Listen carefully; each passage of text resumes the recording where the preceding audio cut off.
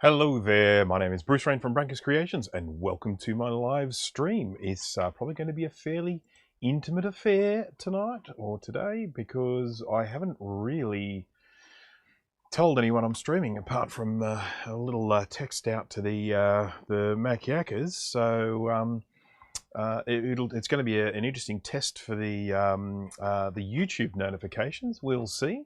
Look at that, I've actually got like 3 viewers and 2 likes. How cool is that?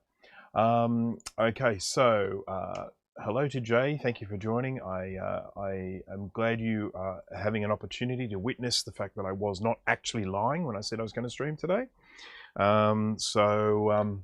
Here I am. I was going to be down here working in the workshop anyway, so I figured I may as well stream it while I was doing it. Quick little recap of some of the stuff that I've been working on in the past. I had a MacBook Pro 17-inch that I was working on a little while ago, and that turned out to be, not surprisingly, just the keyboard and the trackpad were at fault. I just had to replace those two. When I had an opportunity to take the little black sheet off the keyboard, it revealed a huge mound of dried coffee. So someone had basically had an encounter with coffee with that laptop, and that was the end of that keyboard. So the keyboard had to be replaced, the trackpad had to be replaced, battery had to be replaced because it was on its last legs anyway. But now that one is all happy and working. I'm going to be installing High Sierra on that one for the owner, and we'll be that one will be another one out of the way. I've still got a few little jobs that are hanging around at the moment, giving me grief and whatnot. And then I've also got a little favour that I want to carry out for someone who asked me to do something. Actually, I might do the favour first. Basically, what happened is someone, and my apologies, I've forgotten his name. He sent me a message, and he's got a Macintosh SE. And that Macintosh SE has... Oh, I'm going to need the machine for this, so I better switch him on. There we go. So basically, he has a Macintosh SE. That's what an SE looks like. This one here is missing a few bits because I've rated them for other computers. It's got an IC missing from here. It's got an IC missing from there, and one from here. So a few bits and pieces missing from that one. But I am... 5 viewers now. Anyone who's watching for the first time, or if you're a regular, please jump on and say hello in the chat. Always like to hear from folks. So this is a Macintosh SE, and this particular person contacted me and he said, "Oh, I've got one where I've lost a few components because of a battery explosion," and he's asked if I can tell him which the Mad Salvi, or is it Salvi? Hello. This is a lot later than I would normally stream. I usually do try and stream at a time that suits my my US viewers, mainly because there are so many of them. But unfortunately, with this being Sunday and last night me having a couple too many drinks, I slept in until about 10 o'clock this morning. And by the time I got up and done all my chores and I don't know, had some brekkie and tidied up and all that sort of stuff, and got stuff ready for tonight's dinner. It was like 3 o'clock already. So here I am. But as we know, Jay is someone who can basically prove this, that if the dedication's there, it doesn't matter what time I stream. So hello, Jesse. Thank you for joining. So anyhow, on these boards, I might actually just show you this because I think I have them on this Mac Plus board. Let me just see if this one has it. It does. Fantastic. So I want to just show you something here very quickly. This is, and I'll just jump across another microscope for that, which I believe is all set up. Let's just see. It might be a little bit out of focus. I might have to twiddle me knobs. Okay. All right, let's just jump across to the microscope very quickly. Oh, isn't that out of focus? Let's just bring that into focus, nice and clear focus. And then I'll twiddle with my little knobs here to make sure that I can see the same focus as you. Okay, now, there's a resistor, no real, nothing particularly interesting there. It's a resistor, we've all seen those before. Unless you haven't, in which case that's a resistor. Now, what we have here is a capacitor. Now, on these old Mac Pluses and some of the early SEs, this is what they had. Now, if we zoom in on this, and you'll see this is a kind of an odd thing that we have here.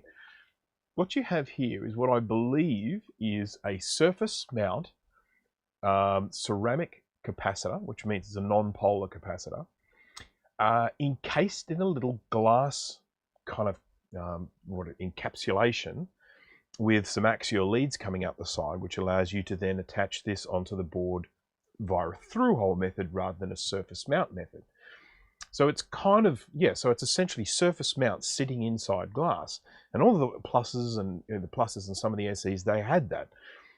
And basically this person has lost one of those and he's sort of like, what type of cap it is this? And at the end of the day, it doesn't really matter what sort of cap it is. It is a non-polar capacitor. So as long as you're going to replace it with a non-polar type, then we should be fine. Now, obviously trying to get hold of these glass encapsulated surface mount ones is, I would think, probably impossible. I don't know that you would find them anymore. But interestingly enough, on my Mac SE, mine doesn't have that. Mine was obviously one made a little bit later or earlier, who knows. But mine actually has these. These are little, I think they're little polymers, something like that. But what's great about that is these ones actually have codes on them. So I am going to be able to read these codes and I won't have to whip them off and test them and measure them and stuff like that. So the two he is missing are, I believe, C9 and C10. So where are we? There's C9 there. And that's, what's he telling me? 104. That's great. It's nice when we get codes like 104 because I know exactly what that means. It's 10 with 4 zeros after it in picofarads. I'm going to write that down. Write that down. Oh wow, look at that trace right. I'm glad I'm not trying to resurrect this thing. Sunny Foster, hello, welcome to the stream. Molto Nitho, thank you, welcome. Having a few too many myself. Happy to turn up though. Yeah. Yes, no, I'll probably start again in a couple of hours. It is Sunday after all. Right, so let's just, I'm going to have to probably pull this out here so that I can look at this from a weird angle. And we'll go here to C9 and we see, 104. I don't know what the voltage is, but I might be able to get it from those codes. So we've got 104. Whoopsie. 104. What else have we got on in the way of codes? There's something else there, but then we've got a ZAA. And we've got 925. And let's have a look at the other one, C10. Probably going to be the same, but we'll see. 95 ZAA. And the other codes. I'll probably just take it out so I can read all the codes. It's the easiest thing, I think. So let's zip over here to a side view because we love the side view, don't we? And then I'll get my machine, which is now all warmed up. And we'll just whip one of these guys off and melt things and damage stuff and scissors. Tissue. It's a bit messy in here at the moment. It hasn't escaped my knowledge. It's that it is a little bit messy in here at the moment. I've got to do something about that. So let's whip off C10, shall we? Looks like C10 might have already... Oh no, that's the battery holder. C10, which I think is that and that. Oh, fudge. The pins are bent over. So I'm going to have to unbend the pins first. Oh, look at me over in the top right-hand corner still from my last stream. Let's get me over here. We prefer me over there, don't we? You. Okay. Let's have a look. Oh, no, hang on. Microscope. There we go. So let's, right next to the battery holder here. And we are going to, it's those two pins there. Might suck a bit of solar out of them. And then we'll, I'll bend those pins out. Oh wow, look at my little, this is left over from when I was working on a MacBook Pro the other day. I need a bigger one. I've actually got a MacBook Air here to work on. Jay, I'm sure you'll be, GT, hello, thank you for joining. Are you up late, GT, or are you up early? Yeah, so I've actually got a MacBook Air here. I know that's House of Moth, Jay. I know that's his favourite Mac computer. So I'm sure he'll be eagerly wanting to watch that repair. I've actually, one of the recapping jobs that I've got today is a really unusual one because it is a computer that doesn't really need recapping. It's ultimately a customer has just come to me and said, I want it future-proofed. Now, just let it be known that when people send me stuff that I don't think needs recapping, I do tell them. I do say to them, I don't think that needs recapping. I think you should be fine. If they basically turn around and say, you know what, I still want to get it recapped, I want to future-proof it, whatever, I'm fine with that. But just so that everyone knows that I'm not just an opportunist that goes, oh, everything needs recapping. I only recap, I always tell people whether I think something needs recapping or not. So, watching on Mac OS BS. Well. Wow, I am on BS. New times. Adventurous new times. This is going to be exciting, isn't it? We're in the world of BS, coming. I can't see myself installing it. Certainly not for a while. Primarily because I am. It fell out. Primarily because I am still using 32-bit apps. So.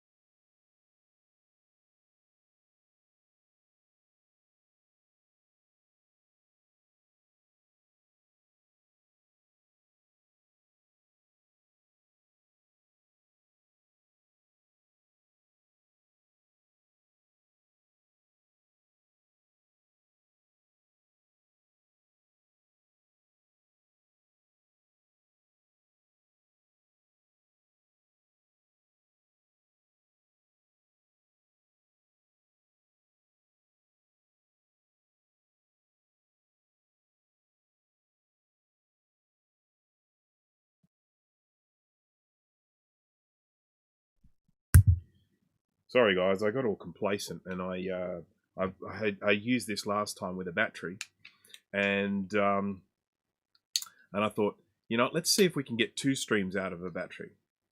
Well, the last one was like 3.5 hours long, so we have that answer, don't we? No, I can't get 2 streams out of a battery.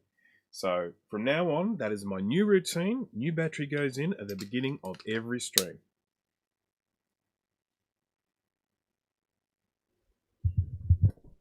Yes, and welcome back to audio. Okay, so, all right. So my apologies for that little loss of audio there. Vladimir, I don't think I've said hello to you. Hello. So yes, my apologies for the audio. I basically use this little wireless lapel mic, and it has a little battery thingy here, and I have in the past got 2 streams out of one battery, but I did a really long stream last time, so depleted the battery. So I've just got to make sure that I swap over the battery at the beginning of every stream from now on, regardless of whether it's a long or a short stream, because we're just going to be, it's better that way. Okay, so now I've just been sitting here working out microfarads and nanofarads and picofarads, which I always get mixed up. It is my understanding that 1 million picofarads is 1 microfarad. Now, this capacitor is 100,000 picofarads, which would make it 0.1 microfarad, I believe, not 0.1 UF, I think. And then that would then in turn be 100 nanofarads. Has anyone there got any? Anyone there with Google got in there and just tell me what 100 nanofarads are in microfarads? I think it is 0.1 microfarad, but yeah, I need to have like a little converter on my phone or something like that, and that just make life easier for myself. Let me just have a quick squiz at this on my phone. So it's 925 A5E. A5E. A5E. 104 ZAA 925. Dysfunctional Wombat. Hello, Aaron. How are you? Welcome for joining. What may we be working on today? Well, at the moment, all I've just done at this stage is dug up a little bit of information about a couple of components on a Macintosh SE logic board, where I had someone contact me and ask for what particular rating where a couple of caps were, and I have found that out now. I'm pretty sure. Yeah, the little tester, I love these things. I really, really like this. It does make me a little bit lazy, but I love them. And I'm sure you know this already, GT. I did not realize this. It was sitting there all along and I didn't even friggin' notice it. But certainly on mine, it has these little, let me see if I can zoom in here. Let me see if I can find the remote so I can zoom. There it is. Tepapoto. Callum Snedcar, hello, welcome to the stream. Thank you for joining. Okay, so on this component tester, you've obviously got this little thing here. You put your leads in there and you press that down until you get contact. That's all great. Down here, we've got 3 little squares here just on the board, and they are for surface mount measurements. So if you've got a surface mount cap or whatever, you can just push it down onto the surface of those pads and then switch it on, and it'll measure off those little metal pads there. I didn't even notice they were there. I built the freaking thing, and I didn't even notice they were there when I was building it. So anyhow, that's silly me. Yeah, so okay, let me put that back. But yeah, it's very, very handy little thing. I made some little leads for it, floating around here somewhere, like these little leads that I can then just stick into there and do some measurements. I mean, of course, because of the extra leads, it does affect the resistance, because obviously traveling through those leads, it does have an impact on the resistance. Yeah. Right, now, I want to get this component back on. Just fell out again. Okay, so whoopsie. I just don't want to lose this component. At the end of the day, this is a donor board. This is not designed to be one that I get up and running again. Though ultimately most things worked on it until I rated them. Whoopsie. I can't even remember how I ended up getting it. Sometimes people just give me boards and say, do you want this? And I say, yes, please. Because let's face it, you never know when you might need it. Right, so I'm going to do my little trick here of holding on a capacitor while I solder it, and that's just putting a little bit of flux on the pin, and then getting a bit of solder on the end of my iron, and then using the flux on the board. I'm going to zoom out again. Using the flux on the board, and I better get some illumination over here, to actually transfer that solder across onto the component and then burn your finger. Okay, and then I'll just get some solder on the other side. Okay, so that's good. That component is back on the board, so you know it's there to fight another day. But I now can go back to that person who contacted me and say, this is what you need to look for. And I'll point him in the direction of those sorts of caps that you see on there. Well, they're all still readily available. So I was saying in the beginning of the stream, the caps that he has are those little ceramic surface mount caps that are enclosed in a little glass tube. And I don't think you can buy them anymore. So I'm going to point him in the direction of a modern equivalent. But yeah, and then he can buy the parts and hopefully get his SC up and running again. I mean, who knows? It's had a battery explosion, so it might be dead, but we'll see. Okay, just looking at these. Okay, all right. Okay, let's go. Now, this is a really, really odd one. As I said, this is one where someone sent this to me and said, please recap it. There is nothing wrong with this. It works. It's fine. But he said, can you please recap it? What we're looking at here is a Power Macintosh 6500. It's one of the ones that slides in and out. You can swap these over with like an LC 630. You can swap it over with a LC 580. Pretty much any of the ones that use this wider, this particular, what do you call this, connector, and you can swap it out. And he's basically said, I want this recapped. And I said to him, look, that's not going to need recapping. It's too new. They won't be leaking yet. And he said, I want to future-proof it. So that's fine. So this is what I'm basically going to recap. It's not the most interesting of recap jobs, but the problem is that I can't just always be choosing the interesting ones to live stream. Otherwise, the guys that send me the boring ones will never get their work done. So, this one's been sitting here for a little while, so I really do need to make sure it's, this stuff is getting done. So let's just have a little look at the old Power Macintosh 6500. Steve, thank you for joining. Look, we've got 3 Mac Yakkers on here today. That's amazing. I didn't think I would get 3 Mac Yakkers at, sort of whatever time it is there now. Is it 1:30 a.m. or something? Eastern time? Something like that. View models. Okay, let's have a look at the 6500. I'm just going to do a quick search, 6500. So I have a database of all vintage Macs in here where I can basically just click on one and bring up all of the information about it. A little bit like Mac Tracker, but it's actually built into my job ticketing system here. So this is a model that was released February 1997. So we're talking about much newer than the Macs that I normally work on. It's nice to watch someone do this rather than do it yourself. Yes, indeed. And of course, at the end of the day, I actually thought that I was going to miss out streaming today. I thought by the time I get my stuff together, Steve will be streaming, and I'm not going to get a chance to stream, and so there's that. But as it turns out, you didn't stream. So this,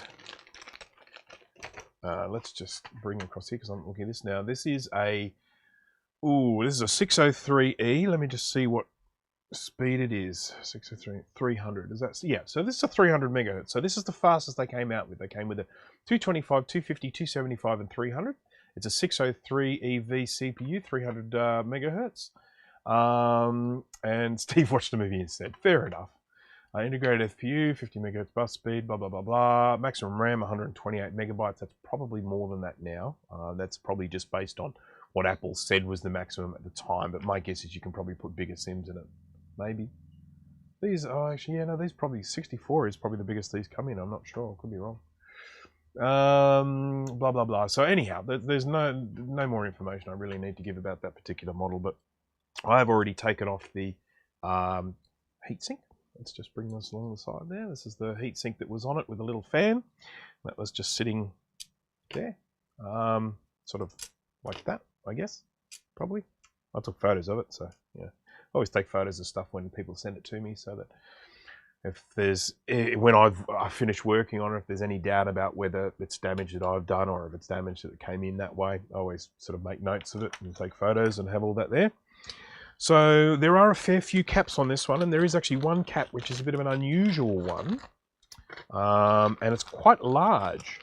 You might see it just down here in the corner. You can see it is here. It's a big fat one there. It's a 100 microfarad 25 volt. Now, do I have one of those? There's a question. Here's my caps. Let's have a look. 100 microfarad 25. 100 microfarad 10. 47. Interestingly enough, 3325. 100 microfarad 25. Look at that. I got one. I got 2 left. Well, I only need one, so that's good. 100 microfarad 25. I do have it. UP. Now, interestingly enough, I just think it's worth mentioning at this stage. Once you start getting into the larger capacitors like this, tantalums start to become quite expensive, quite an expensive way of replacing them. And the reason for that is that tantalum is an expensive mineral. It is quite rare. It's a lot rarer than, some of the metals that you might be, wearing around your neck or something like that. That's for sure. Oh, I can smell The moment I can smell my ultrasonic cleaner, I know that I've had my little immersion heater in there long enough. So I'm just going to switch it off. I smell the steam coming off it. So, yeah, so there we go. But the ultrasonic cleaner is all warmed up, ready for me to use now, which is great. One of the best purchases I ever made, that little immersion heater that heats the water up in half an hour rather than like 2 hours. Yes, capacitors next to lots of plastic. It's going to be fun. But so what I was saying about these bigger capacitors, when they start to get larger, the tantalums stop being cost effective. They start getting very expensive. And so if you are having to replace some of these really big capacitors, these quite large surface mount electrolytic ones, you may want to opt for something else. Now, and the other thing is, of course, there is a point at which they stop even making tantalums. Once they start getting into much bigger measurements, you can't even buy them. And once again, I suspect that's probably a cost thing. There are other options. First of all, you can just replace it with another electrolytic capacitor. No harm in that. You know, we know that they do leak, but there's probably a good 20, 30 years before it's going to leak. Could even be longer because of the way they're manufacturing them now. They're apparently much less likely to leak. But then what you can also do is you can get a polymer hybrid battery, and what they are is they look like an electrolytic capacitor. Sometimes they're a bit colorful. They have, like, you know, pinks and blues, light blues and stuff like that. And they cost a little bit more, but they don't use liquid electrolyte inside. They use a powder, polymer powder. So they don't leak. They won't leak. So just keep that in mind. If you're opening up any modern devices and you see all these capacitors and you sort of think to yourself, oh my goodness, I'm going to have to replace all of these in the future. They're all going to start leaking in 20 years' time or something like that. Generally, if they're the modern sort of polymer hybrid batteries, capacitors, you're not going to have to worry about leakage in the future. Okay, so what do we got here? Falling asleep now. Fair enough, GT. I realise I do that to people. So thank you for joining. I do appreciate it. Thanks for popping in and saying hello. And sleep well. Okay, so actually, surely littered with large electrolytes. Yes, this is right. I mean, yeah. I've got a slot loading G3 up there that's got problems, and I'll be honest, I have just got sick of working on it. Don't even want to touch it. Anyhow, I probably should one day.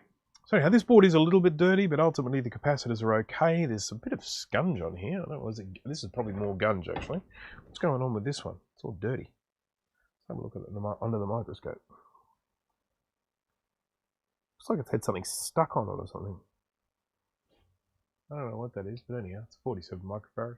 That's all I care about. Interestingly enough, I do actually keep a fair supply of surface mount electrolytics here as well.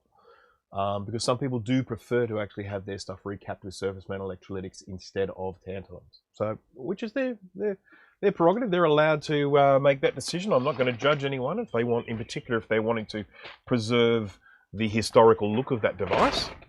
You know, if it's someone sort of saying, you know, what if this gets opened up? I want it to look how it looked when it was originally manufactured. That's fine. But here's an example of a surface mount electrolytic capacitor that I wouldn't even bother trying to replace with a tantalum. It is a, look at the size comparison there. It is a 100 microfarad 35 volt, and they're quite a sizable cap, as you can see. That's a pretty big sucker there. And I wouldn't even look to find a tantalum replacement for that. It would probably just be prohibitively expensive, even if it, you know, if it existed. Oh, I've actually got 100 microfarad 25 volt ones as well. So if I wanted to do that as an electrolytic, I could do as well. Anyhow, that's enough of me talking. Let's get rid of this.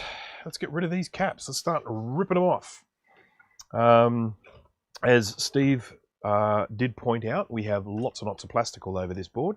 So I'm going to have a bit of fun getting this off. I'm going to try and do this as quickly as possible because in actual fact, I kind of have to stop streaming in about an hour and 20 minutes. So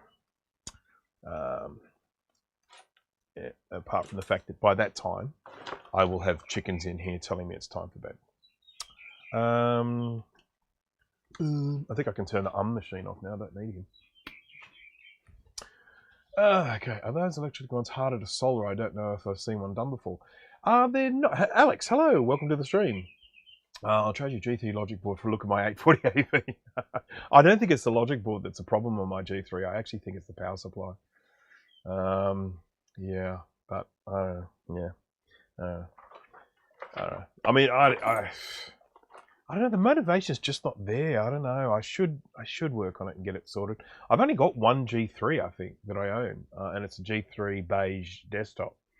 And I think certainly for me, I am a kind of, just from my collection point of view, I like the beige. I don't have an issue with when they went all colourful. I really don't. I like the computers. I use the computers. But just from a collectability point of view, I personally prefer the beige.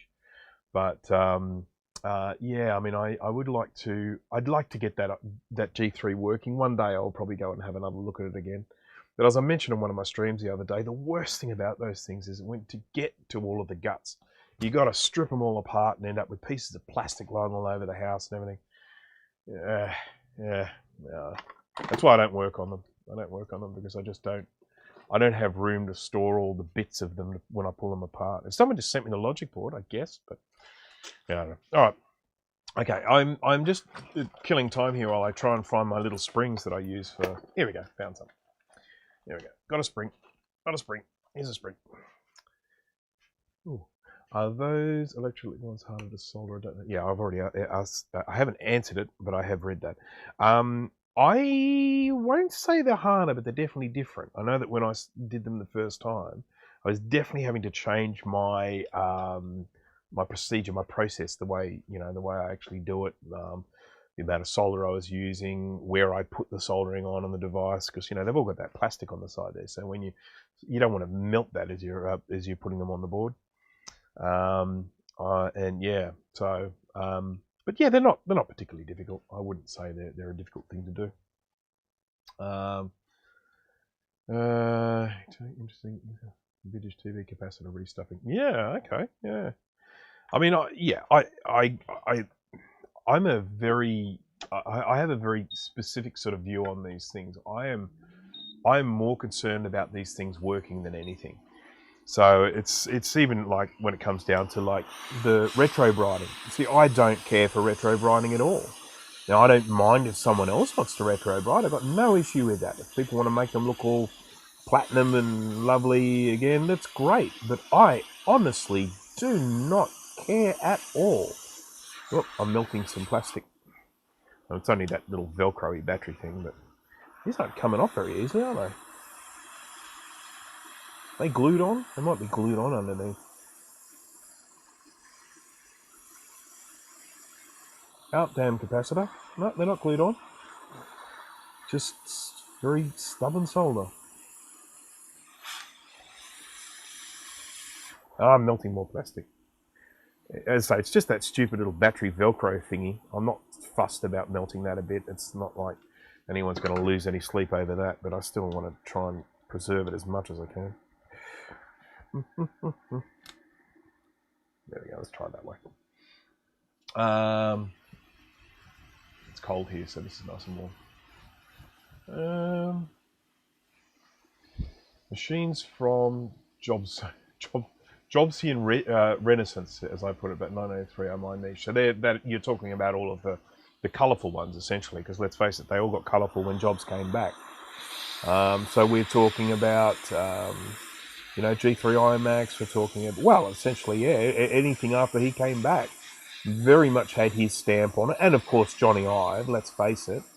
All of those Macs are, let's call them you could probably just call them the Johnny Ive Macs, really. Did I flux it? No, I didn't, because I'm lazy, Okay, these caps aren't even in the same spot. They're all over the place. There are quite a lot of caps on this one, so we'll have to move this fairly quickly. The one advantage we have is the fact that they're not very dirty, so... Oh, by the way, I did test this one before I brought it down, so it definitely works. So if it doesn't work after I finish, it's my fault. Okay, prefer to cut the original caps out of circuit and have them alone. Modern caps are so much smaller than they usually fit inside the chassis. Oh, I see what you mean, yeah. Can't even imagine how to do it because the solder is on the bottom. Yeah, I mean, I could sort of show you one. It's not that hard. In particular, if we're working with nice, clean pads before putting the new component on, you've got a little notch. So let me just whip this off. So there's a little slot. If we just spin this over and look at it underside. So you've got this little bit here, and you basically just put the solder on, you know, sort of around there, and it just sort of goes in under the pin. But I prefer to work with tantalums, I will say that straight off the bat. Straight off the bat. Right. Okay. This one here. What have we got on this side of here? Oh, there's the audio ports. So we've got 2 serial ports, 1 ADB, a SCSI, and 2 audio ports. So not a whole lot going on in terms of inputs and outputs. Oh, excuse me. Okay, how am I going to do this? Answer me that.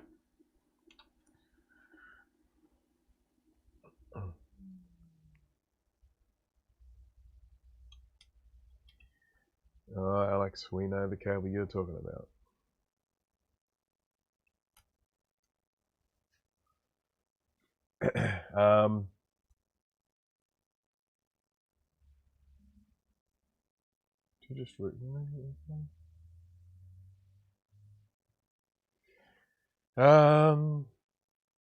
So it's done. So you didn't listen to my advice. Alex contacted me. He sent me a picture of this thing he was doing. He's joining a ribbon cable which got damaged, and he said, "What do you recommend?" And I said, "Don't do it. Throw it away. Run the other way." That's what I said. And he didn't. He sat there and he did the whole thing. I've worked with ribbon cables before, and never again. No. I don't want any computer device, anything that bad, to have to sit there and work on ribbon cables. They're just a pain. Pain. Let's see if I can get it this way without melting anything.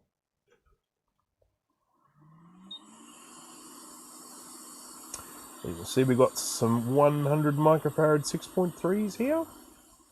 I'm a little bit concerned about these tantalum capacitors that are right next here. I don't want to accidentally knock them off the board. So I'm being super gentle. I mean, I'm always super gentle, but even more so today. There's one. And let's see if we can get this last one without melting anything. Yay! There we go.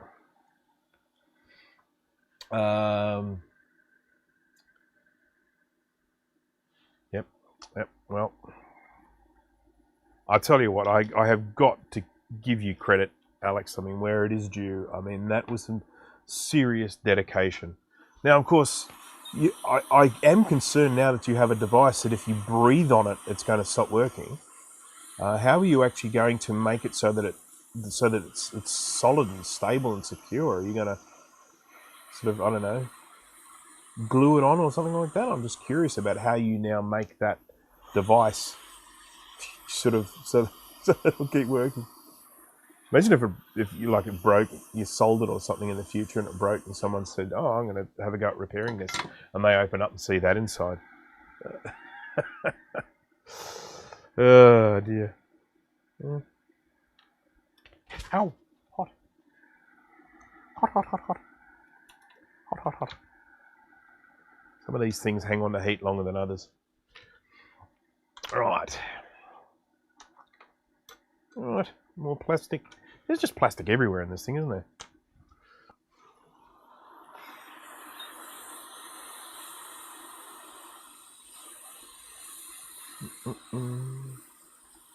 This board has come from one of my regular customers. So in other words, they sent me some work to do, and then I sent it back, and then they were happy with it, so they then sent me some more.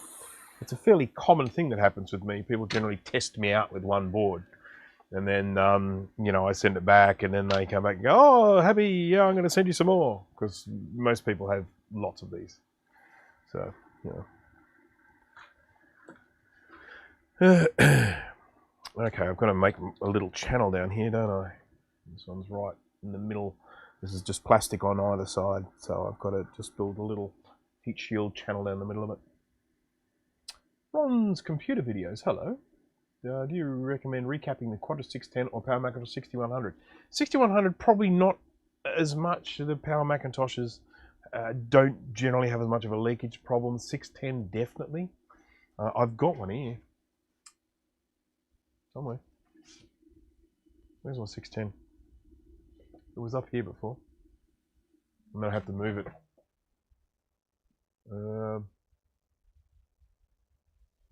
Could be down here. Generally everything ends up down here. No, it's an SI. And the reason why I'm looking for it is I just wanted to show you what the state of the caps is on this one. And then you can kind of make your own decision about whether you want to do it or not. That is 475. That's that Mac Classic that I've just been torturing myself with. I have no idea where my 610 has gone. It's got a... Oh, what's this? What's this one? Oh, that's that horrendous 2SI. Yeah, I'm not sure where it's gone, but yes, a short answer is yes. The 610 does leak and should be replaced. And if I ever do find my other one, I can show... Oh, that looks like it up there.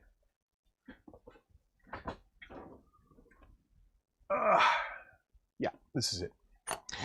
Oh, so this is my 610. Oh. Let's just have a quick squeeze at it, because as I say, I mean, we can just sort of see what the state of the caps are.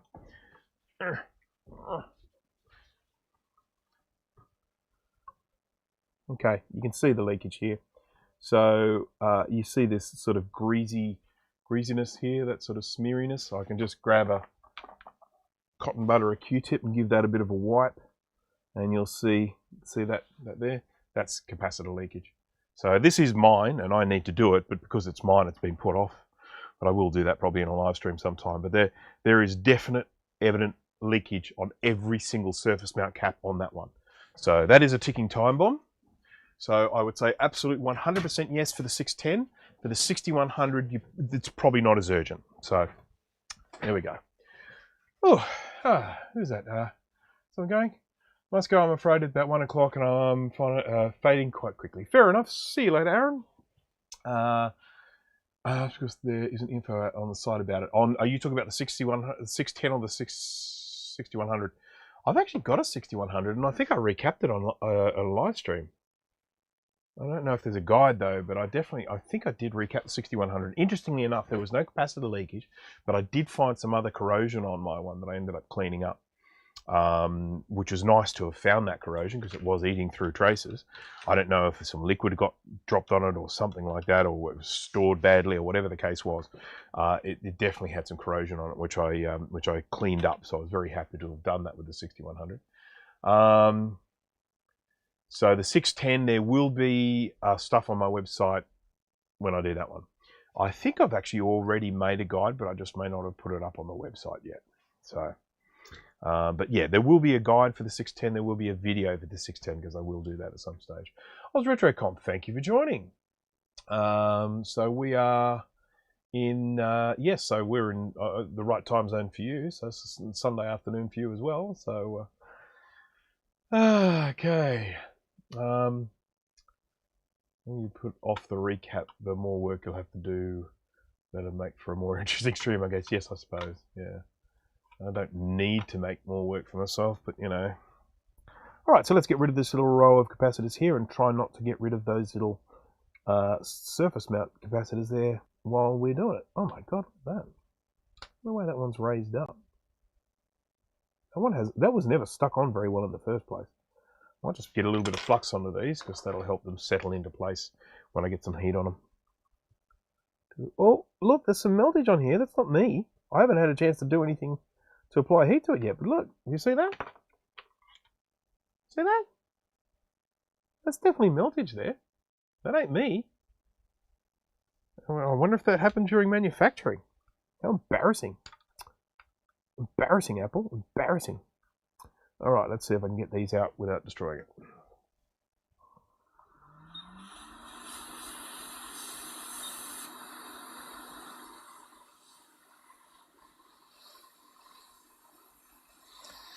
I like to, when I have capacitors in a row like this, I like to try and get them all done at the one time. I've mentioned this a couple of times in my videos before, and the reason for that is that the board gets hot. So getting the next one off after the one before is usually a lot easier, because the board's already retaining heat.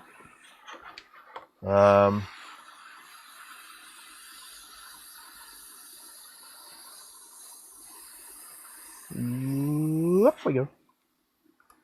And then we've got our great big fat one here. Oh, look at those caps moving around.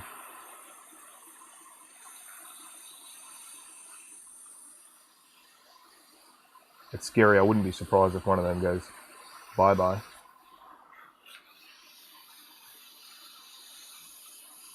Okay. Well, I'm very glad that's all done. Excuse me. All right. I'm just going to put a little bit of extra solder on this one because I just don't like the way that one has been done. I have seen a few instances of a bit of shonkiness on the manufacturing part, which is going to happen. I mean, these are pretty precise instruments. You know, you can understand that there are going to be a few manufacturing faults from time to time. So what I've done is I've put a little bit of extra solder there, and I've put a little bit of flux, and apply some heat here. And what's going to happen is that extra solder that I put on there, the surface tension of that is just going to make that cap go goodbye. It's going to make this just settle into position. Oh, fuck, or fly away. Okay, let's go and see if we can find these caps that I just flew away. At least I know they're all going to be in a line out that way. There we go, here's one. This sucks. So that was a very, very poor demonstration of using a hot air station for putting these on. What I'm going to do this time, which will hopefully make it a little bit easier, better in terms of what I'm planning to do. Well, I'm going to do two things. I'll get rid of those for starters, just push them to one side. I am going to suck up the old solder because it is lead-free solder, and lead-free solder has a higher melting point, which makes it harder to do what I'm doing. I'm going to put leaded solder on, which would be nicer. But I'm going to do something which I should have done right from the word go. And I'm going to turn the air down on hot air station. Okay, so let's put these on one at a time. So let me just show you how we would do that. Once again, we want to make sure there's ample flux on here. We'll grab one of these caps.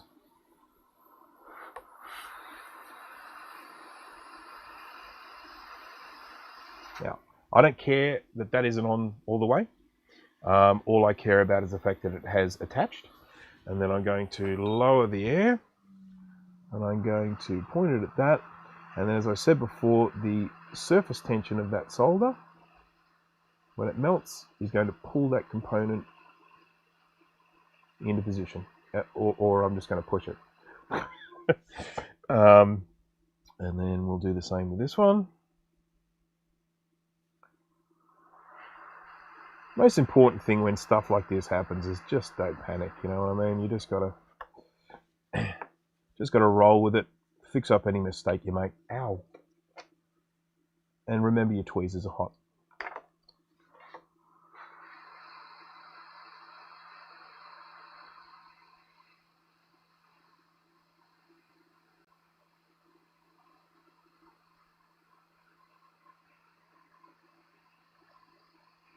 Oh, I'm having fun getting this heat where I want it, aren't I? Don't you go tombstone. There we go. At least I now know why they had so much trouble getting it on in the first place. Because I'm having trouble too. There we go. Well, wasn't that an adventure? You still there? Yep. Okay. Let's hope I never ever have to do that again. Right. Okay. So hold on the bottom of one of those. No. don't think so. So ding, ding, ding, they're all good.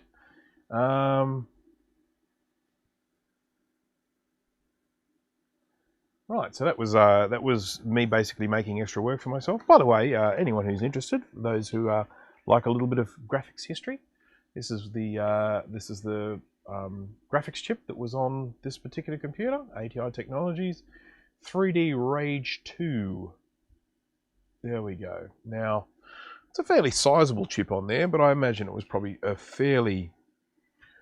I'm not sure. What's 3D Rage 2? How good were they, Steve? Were they a good chip, or were they a lousy chip?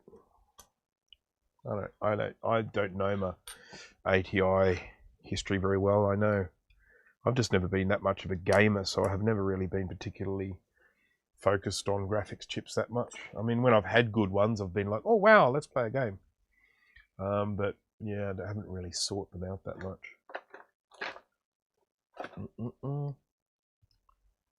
Right, now this one's these I've got two caps on here that are really tricky, and I'm not sure what I'm going to do. I've got to, yeah, I just don't know what I'm going to do here. It's like working on a bloody Amiga. I need more of my little heat shield thingies, but I can't find where they all are. They've all just got pushed around.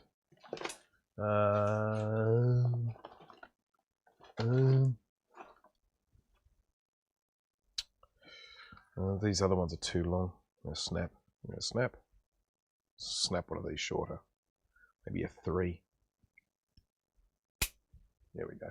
That's why I use these, because I could start as a long blade and I could snap them into a short blade and use them for that. Okay, decent, but the Rage 128 blew them away. The Rage 2C was on the Rev A Bondi iMac, and the B had the Rage Pro, which was superior and came before the Rage 128. Okay, cool. That's good to know. I think the Rage was good for its day, but not amazing. I've got a Rage Fury Max AGP card here, which has 2 Rage 2s on it. Whatever happened to ATI? Did they become AMD, or did they get bought out by someone? I can't remember. I'm sure I knew that sort of stuff at the time. I did keep up with those sorts of things, but I don't know now.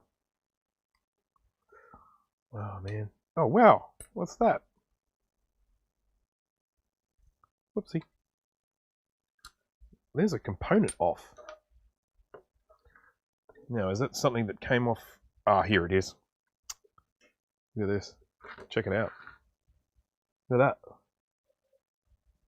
I knocked that off when I was removing the caps before. Hey, why didn't anyone tell me? You guys. That needs to go there. Just going to clean some of the old solder away, put some new solder down. They're required by AMD. That's what I thought. I had it in my head that ATI was bought by AMD, but I didn't want to just go out and say that and just be sprouting misinformation. Don't you fall down.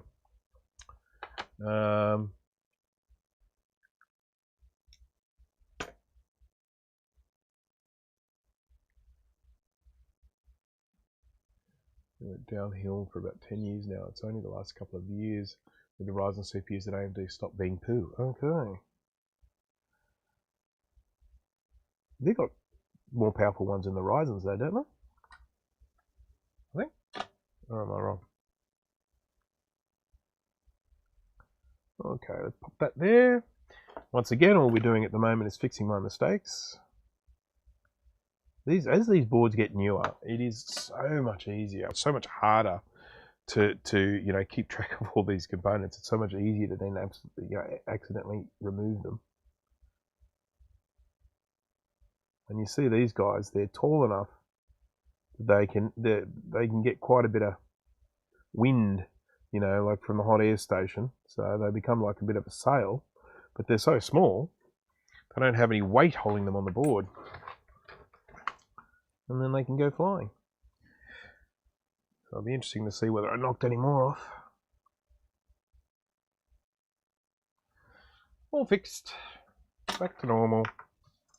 Just have a look around here, make sure all the components that are on that look like they should be on. Yes. Now, the more I think about this, I'm just wondering whether I mightn't be better off. It's just hard to get anything anywhere on this thing. It's going to be hard soldering these back on, I can tell you. Or putting new ones on, because look, what a mess. I'm definitely going to do a bit of flux on these ones. Hopefully make it a little bit easier. Stay. I said stay. My desk obviously bends down towards me, so anything that's round on there just rolls off. Thread ripper, yeah, that was one I was thinking of. I think it was, yeah. I'll just read it. If you get time to identify the C9 and C10. Ron, we were talking about you at the beginning of the stream, and you missed it. You have to rewind back and have a look. We were talking about C9 and C10, and I said to people, I can't remember his name. I didn't commit it to memory when I was chatting to him. So when I came down here and I was looking at my SE board and looking at these capacitors. So I am going to put together a detailed report for you. But what you're actually looking at there is, I believe it's a 0.1 microfarad capacitor. And you'll be interested to see that on my SE board, they're actually different to yours. They're not the little glass enclosed ones. They're these little, whatever they are, the sort of polymer or whatever they are. They're caps that look like that. So that's a C5, but obviously C10. There's C10, and there's C9. I've copied all the information down here about these components. I am going to look up and find a modern suitable equivalent for you, and I will send you the details. So consider your request well and truly underway. I just haven't had a chance, obviously, since doing the stream, and then go and look up all this information and send to you which ones are what to replace it with. So axial tantalums, there we go. Yeah, so anyhow, I will send you details of those. Assuming, of course, I ever get this done, which I'm starting to doubt now, given how friggin' bad these caps are to access. Just trying to take some solder away with that. I don't know what to do about this. Can I get in there with that melting plastic? Maybe. Maybe it's the word.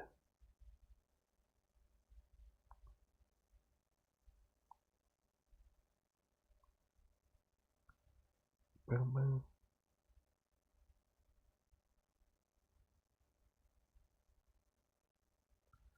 want to tear a pad. I would love to be able to get this off without having to get the hot air out. Hey, we did it. Sorry you weren't able to see all of my creative things that were going on, but as you can see, I have got that off without tearing a pad and without having to put hot air everywhere. Let's see if I can do the same with this one.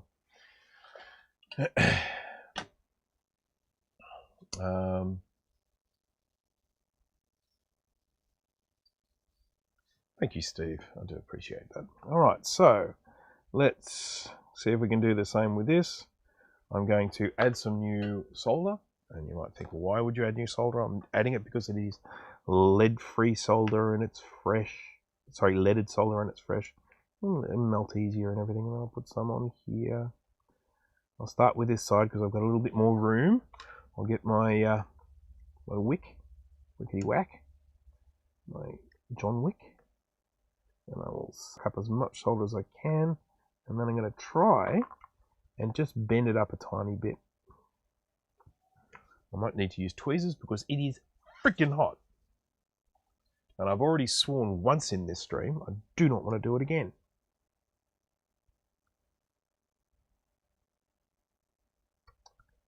Beep, beep, beep, beep.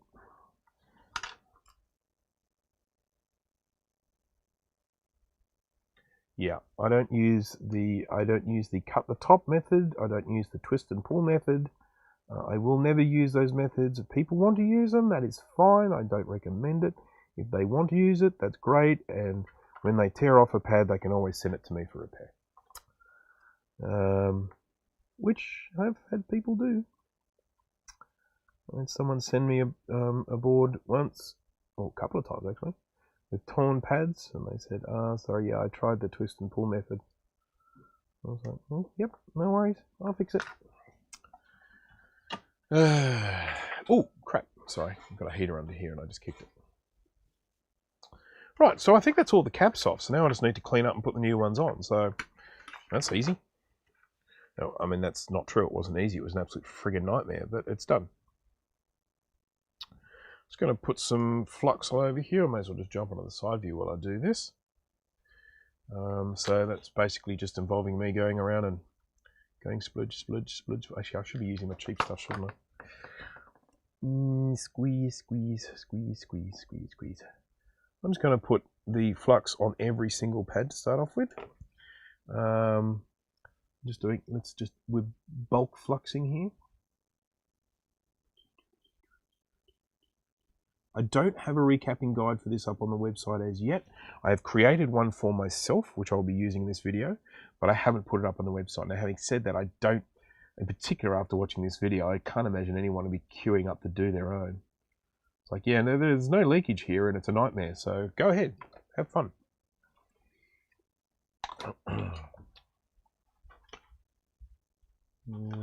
13 viewers. That's probably about 12 more than I was expecting, which is good. It's not up to my usual viewing numbers, but that's to be expected given the fact that a lot of the people that do watch my streams are from the US, and I'm streaming in a very US unfriendly time.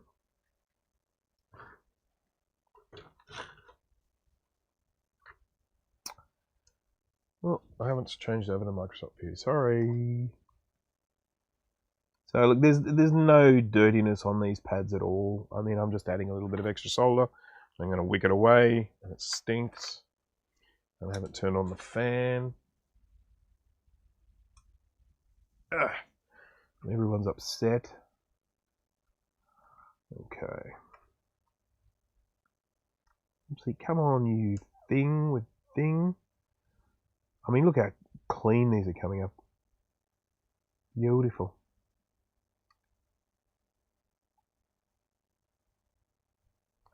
Magnificent.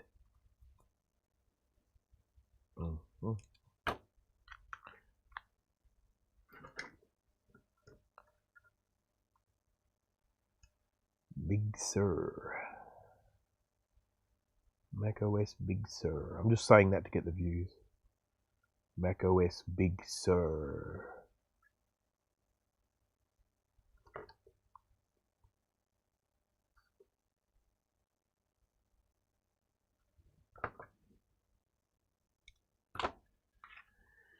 Yep. Yep. Oh, yes, I should actually give Steve's video a shout out, shouldn't I? So, Steve made a YouTube video where he basically just goes over all of the new Big Sur sounds. And if anyone is thinking, what do you mean Big Sur sounds? Well, they're different. Apple went in and changed them all. They've gone in and they've actually made all new sounds for Big Sur that are all quite derivative of the old ones. Let's just say they've updated them. And we've been discussing that a little bit, talking about, well, are they actually better or not? Just occurred to me, I just assumed that was around that way. Oh, I've got the photo, I can always check.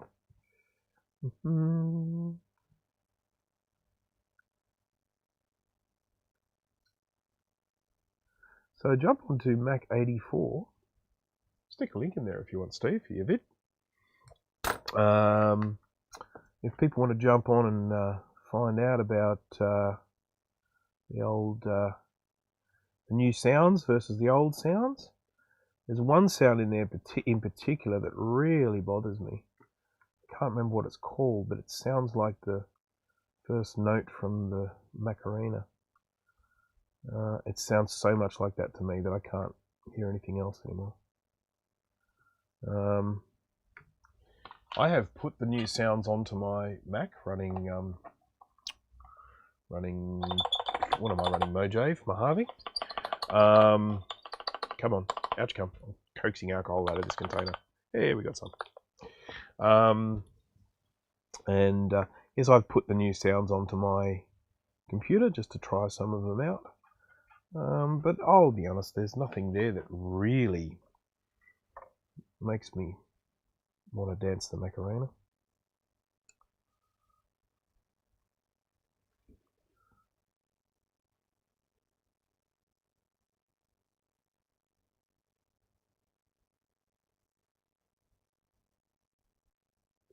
Is a Brankus approved and practiced method, twisting caps off. Twisting caps off is a great way for me to get extra work. It really is. Because it will, it's not a question of if, it's a question of when you will tear a pad off. One day you will.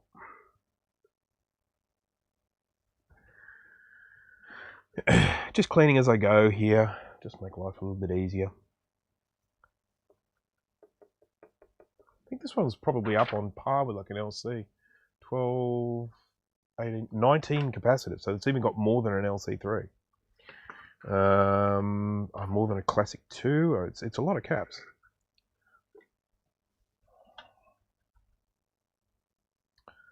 It's a good thing I charge money for this.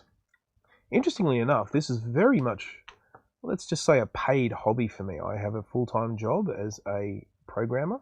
I'm self-employed, and I've just been doing this as a little side business more than anything because I actually quite enjoy doing it, and it's nice to do something you enjoy and get a little bit of money for it, and keeping these computers running, which is something that I enjoy a lot. But over the last couple of months, it's actually been turning into something that I could really start to call kind of like a second job, rather than just a little bit of, you know, a little bit of sort of part-time moonlighting. I've been looking at sort of my income from doing this recapping work, and it's actually starting to look quite decent. I'm not saying I'm ready to retire, and I'm not saying I'm ready to start doing this instead of my programming work, apart from the fact that I absolutely love the programming as well.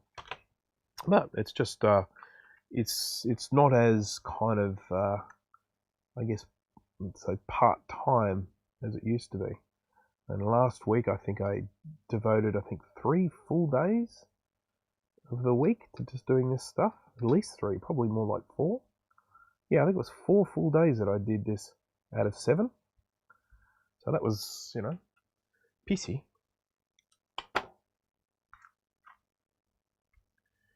Apple silicon. Can't spell Macarena without back. That's funny.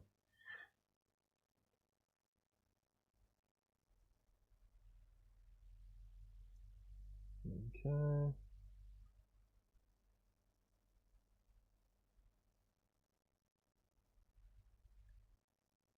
This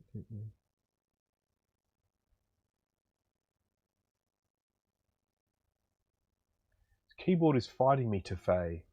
Which keyboard are you using there, Steve? Time to raise those prices. Yeah, it's a fine line with this stuff, because you know, if you charge too much, you're just not going to get the work. You know, people are paying a certain amount of money for these computers, and then if you know I don't know, if they go on eBay and they buy one of these things, and then you need to recap it as well, and stick a huge bill on top of it, it's just going to make it prohibitively expensive. But I don't know. I guess there was once upon a time there was a situation where you would say, you know, this might need recapping. You know, this computer might need recapping. But like, let's just say, for example, you're going to buy an SE30, or let's say, for example, you're going to buy a Classic or a Classic 2. If they haven't been recapped, they will need recapping. It's not like, oh, look, this one works. How lucky is that? I mean, if it works, it is going to probably work for about another week before it dies if you want to use it when you get it home. You know, they're terrible. And of course, the Classic and Classic 2 now, they're analog boards are getting really, really leaky now as well. So, you know, you buy yourself a classic, you think, oh yeah, entry level, I'm going to get into this Mac collecting business with this classic or classic 2. I can, look at this, I can pick one up for $50. And then you got to go, bang, okay, well you've got an analog board and a logic board that are going to need recapping on that. So lucky you. So yeah, I don't want to sting people too badly. I mean, I am currently, the price that I am charging for this work that I'm doing, I am definitely selling my time too cheaply. There's no doubt about that. I don't mean that as an act of arrogance. I mainly mean that because a lot of this stuff really does take a long time. And even if you factor in a fairly modest hourly rate, you know, it's you know, you'd still end up having to charge quite a lot of money. So I charge a set price for recapping. It's a different story if I have to repair something as well. If someone has bought something off eBay that's not working, and a seller has said, "Oh, it doesn't work, probably needs recapping," and then, you know, okay, no worries. Someone buys that computer off eBay, they send it to me to get it recapped, and then it doesn't work. You know, it's like, well, when the seller told you it might need recapping, it might also be busted. It might have been busted years ago, for all you know. Okay, sure, it has leaky caps. We repair those, but they may not have been the problem in the first place. We're getting nearly done here with this cleaning part. Yeah, one of the things that I do like about this is knowing that with these computers, and I'm going in and doing this recapping too, knowing that, you know, you're essentially making it so these computers will continue working for a while until the next thing fails, whatever that might be. We'll go through this phase where it's like, oh yeah, okay, oh, how old's that one? Oh, it's all been recapped. Oh, it's not caps anymore, it's resistors now. Yeah, well, those resistors are going to have to be changed. How much does it cost to re-resistor a computer? Can you imagine? And it's worth mentioning, actually, with the Mac Pluses, 128K, 512K, I work on those. People say, oh, you know, this needs recapping, it's going to need recapping and everything like that. And I have worked on a lot of them, and it hasn't been the caps on those things. It's often been cooked resistors. I actually had someone contact me asking for some advice on a Mac. I think it was a Plus. I could be wrong. It wasn't working, and they were just, you know, I said, look, they sent me a photo of their analog board, and I just highlighted an area, and I said, start testing these resistors. And he went away and he came back. He said, yep, 3 of them have cooked. Oh, he replaced some diodes there as well from the what do you call that thing? Bridge rectifier. You know, may as well as he was doing it, but he replaced those caps, those resistors that weren't measuring properly, and bang, way it worked. So, yeah.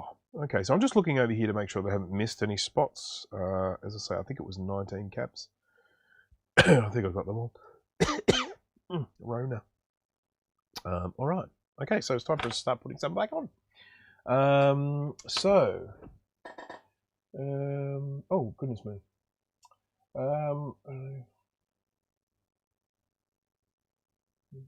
Price it in US dollars. Yeah, I would love to be doing it in US dollars. I'd get so much more money. Piss off all the Australians, though. Oh, you're typing on an iPhone. Oh, jeez, I hate typing on an iPhone. Like buying 1000 and having to recap it after here. This is really interesting. An Apple Lisa got sold yesterday on Australian eBay. It was in Queensland. I'm in New South Wales. Queensland is the state above me, and it got listed. Because I've got a notification system that I built myself that goes in and checks for certain keywords constantly, and I then get emails, you know, when things become available. And this came up and said, you know, there was a Lisa available for 1,750 Australian dollars, not working. Keyboard, mouse included. It's not a Lisa mouse, it's a Mac Plus mouse, but you know. And And I looked at it and I thought, maybe, because I can probably fix it, maybe. It's a lot of money still. And I clicked on the ad and it was already gone. It was already sold. So, you know, those things, they're going for pretty silly money. Having said that, they were $10,000 to buy new. But, you know. Recapping an Amiga 600 adds at least $200 to its resale value. Well, that's good to know.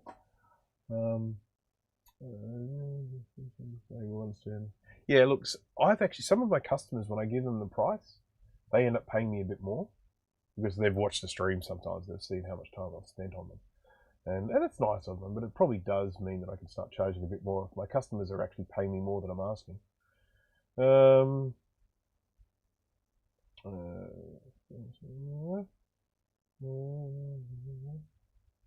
Okay, just looking.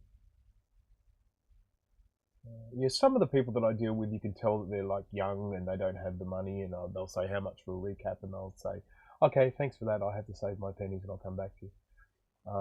Other people are just like, yep, bang, go. Yep. Other people don't even friggin' ask how much it costs. They just say, I need this recap. I do several Pixels mods and extra G5 recapping a week now. That's awesome. None of my customers are under 20 years old. Just say, yeah, okay. Okay. It's sold in under 2 hours. Okay. Yeah, I didn't, because by the time I got the notification, I was out doing stuff. My notification came in at like 4:45, but I didn't go in and look at it until about 7 p.m. or something like that. It was gone. I would have loved to have owned that, but you know, I don't know. I told my wife about it. She said, "Buy it, just buy it." And it's like it was already gone. So it was nice of her to say that, wasn't it? Okay, all right. Let's get some caps on this thing, for goodness sake. Gracious. I have artifacts on the 980 Ti. How can I check if it is from the video chip or from the RAM? I don't know. Sorry, I don't know what a 980 Ti is. Does anyone out there know what a 980 Ti is? As I said to people before, I'm really not big on graphic stuff. Oopsie, I've left a little positive thing here. Heat gun the VRAM, don't bake it in the oven, use a controlled environment tools. Oh, okay. Oh, okay. Yep. So when you say heat gun, you mean like something like this. Heat gun.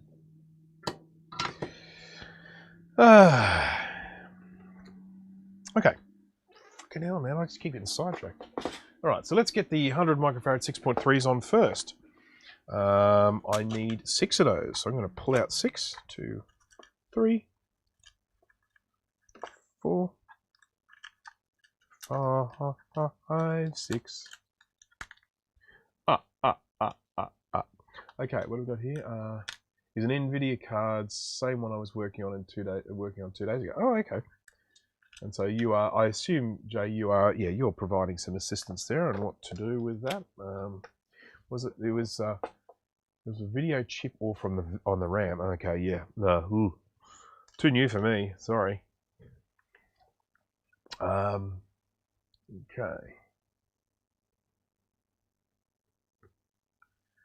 6.3. Okay, I'm just looking where all the 100 6.3s go, and I'm just fluxing those in advance. And there and there. There and there. And one down here. I think that's all. Ta-da! Yeah, cool. So let's do these. I'm just going to plonk them into position. That's positive down. Cool. I'm taking a big risk putting these all on at the one time, because as everyone knows, I have a tendency to lose capacitors when I pull them out of the container. Until they're soldered on the board, they are at risk of disappearing.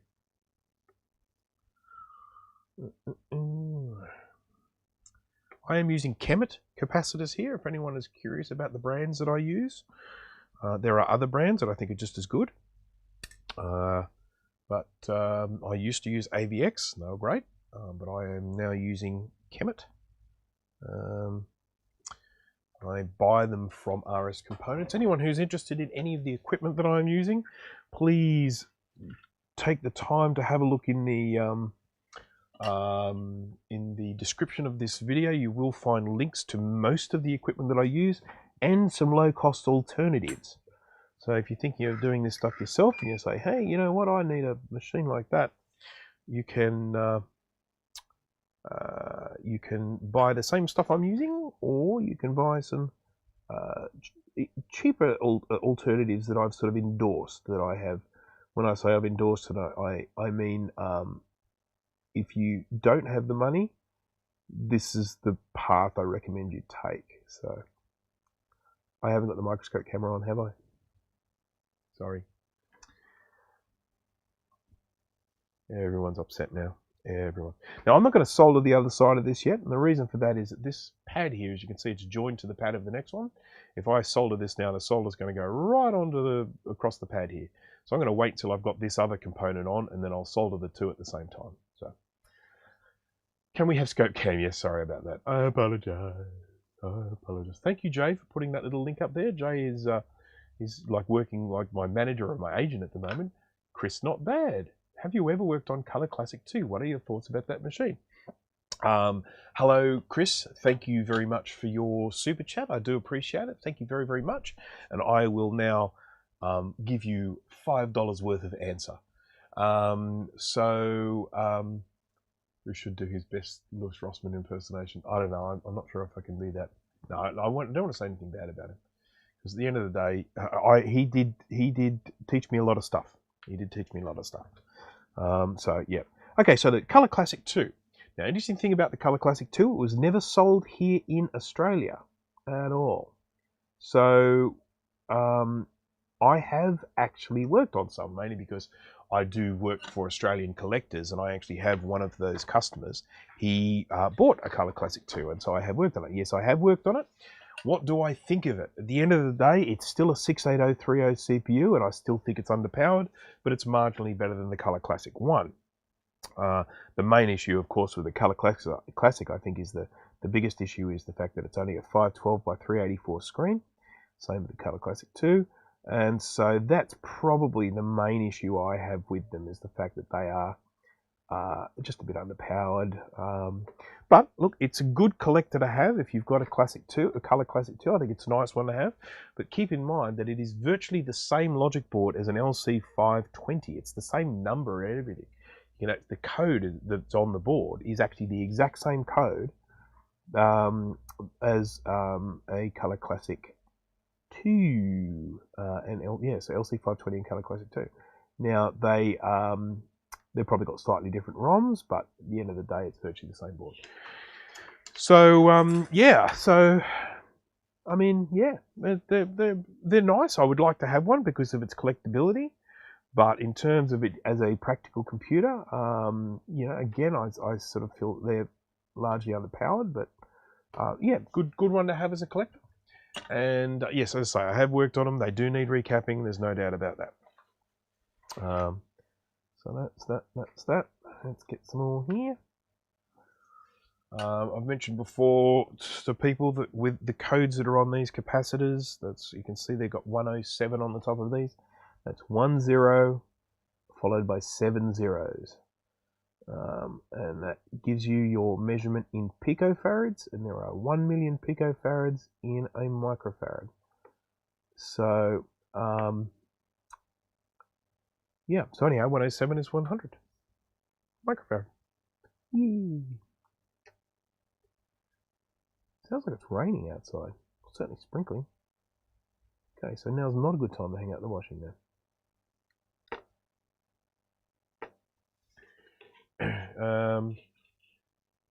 Is supposedly integer perfect scaling for the 2E card. That is correct. That is exactly right. Yes, because the Color Classic was thought of as a computer that could be sold to kind of transition people from a 2E into the Mac world. So the idea was that anyone who's out there, maybe teachers or whoever, that were using 2Es. I mean, I know that my parents, they were teachers and they used 2Es, and they used some marking software, software for marking papers and stuff like that. It was called Motorized Markbook, and although they did release a Mac version of it, it was never as good as the 2E version. And so they kept using the 2E for that. So obviously they're trying to transition people off. So, right. So that's 1, 2, 3, 4. That's not one. That's not soldered on yet. Let's do this one. This is this yucky one. 2:36 a.m. Still no burning. No, you're right. Well, it's 4:37. She should come in the next sort of 10-15. It's getting pretty dark out there, so she will probably turn up any minute. Anyone who's wondering who Bernie is my chicken, or one of my chickens. I have 7 of them. But Bernie is the reason why Bernie gets seen so much is because Bernie is little. She's a very little chicken. And she fits through the, well, number one, she's a very good flyer. And she also is small enough to fit through the cage I have, it's not a cage actually, it's a fence that fences off half of my backyard. And half of it for the chickens and half of it not for the chickens. And the fence there is the bars are far enough apart that she can squeeze through them. So, okay, what do you reckon is going to happen with this one? I'll tell you what's going to happen. I'm going to need a thinner tip on my iron. I've been using this little bendy one, this bent conical one lately, which is like these. I think this one will work out quite nicely for this. Oh, by the way, Jay, thank you very much for that super chat. I do appreciate it extremely much. That's $1.99 US, which is, I don't know, $120 Australian, something like that. I just joke. It's not that bad. It's close though. Right. Screen resolution. Okay, I've got that. Yep. Speaking of the 2E card, you should do a recap video of one of those shortest live stream ever. 2 caps. Yeah, that's right. 2. Oh God, what are they? There. I know. I've seen them. I know what size they are, but I can't remember. I don't know if I've ever recapped one. I'll tell you, one of the worst recapping jobs ever was the Macintosh TV. The board itself is fairly straightforward. It's like doing a classic or something like that. The Macintosh TV is fairly easy, maybe 5 or 6 caps. But the tuner, the little tuner bit, oh man, that is a nightmare. Yeah, so. All right, just waiting for this to heat up because I didn't have it stuck in properly. There we go. We are now at 450 degrees Celsius. Anyone who's thinking that is hot, it is. And it is the heat that I like to use. Come on. Can I do this? Come on.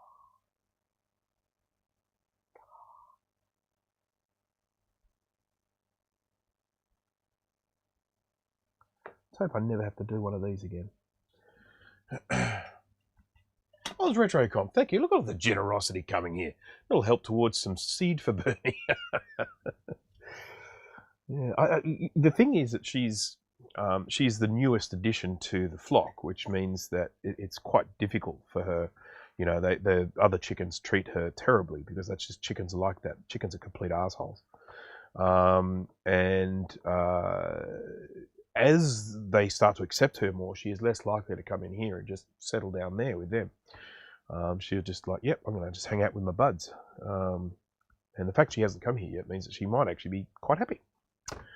All right, so I think that's all of them. I just want to check. 1, 2, 3, 4, 5, 6. Yeah, that's 6.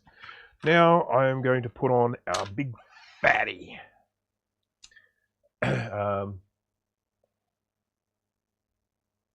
The tuner bit I have is exploded beyond repair, but so many caps, yeah. Lots of caps, lots of different sizes, and yeah, the leakage, because they're in such close proximity to each other, the leakage just comes out and it just corrodes the bejeez out of them. Now, having said that, what do you do with a tuner these days? Is anyone still broadcasting in analog? I mean, here I think there might still be some analog broadcasting now, but I know that they're getting rid of it soon. So, what the point? What are you going to watch? Got any pics of said carnage? Yes, I would love to see pics of that carnage, Steve. 100 microfarad, 25 volt. This will look big under the microscope. That's what she said. Okay. Right. Let's get some flux juice on here. Let's see how well this fits. Plus is facing downwards. Downwards. Oh, this is a nice fit. Look at that. Plenty of room. I like it. I like it. Oh, I've got to change tips again. Or should I keep this? Because I'm going next to the plastic all along here. I might need to leave this on. Right.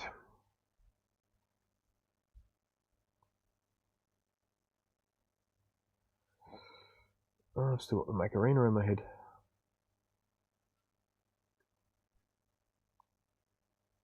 Okay. Bump, bump, bump, bump, bump, bump, bump, bump, bump, bump.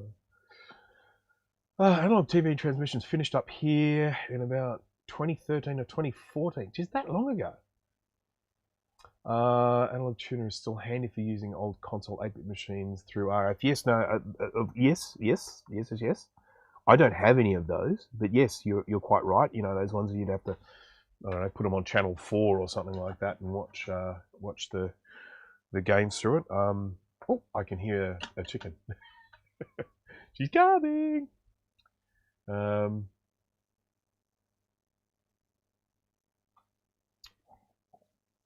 Okay. Yeah, she's yep, here she is. Hello. I'll let her come in and say hello, and then I'll have to chuff her off because she is not good to have here. Hello. I don't know if you guys heard that, but that was the sound of that little thing flying up onto the bench here. She's a good flyer, this one. She can fly quite a long way. Come on. Yeah? All right. Whoopsie. Come on. Really rather that she wasn't standing on the thing she's standing on at the moment. Come on. Come here. Oi. Come on. I'll go get her just so that you can say hello to her, and then I'll get rid of her.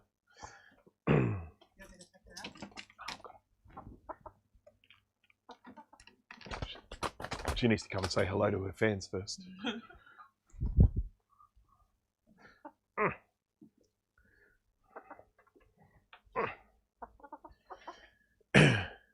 Everyone say hello to Bernie. Ron's computer videos, thank you very much. Appreciate that. Everyone's being very generous today. It's fantastic. Plug in your VCR and watch your tapes of Computer Chronicles. Okay, so everyone can say hello to little Bernie. And then I will take her away and put her to bed. Or she'll hopefully put herself to bed, actually. All right, bear with me a minute while I get rid of the chook. And I might have to shut the door so she doesn't come in again. Actually, I'll tell you what I might do. I might actually put them all to bed. So I will be right back. I will finish this in a moment, so please don't go anywhere. I'll be back in about a minute or so.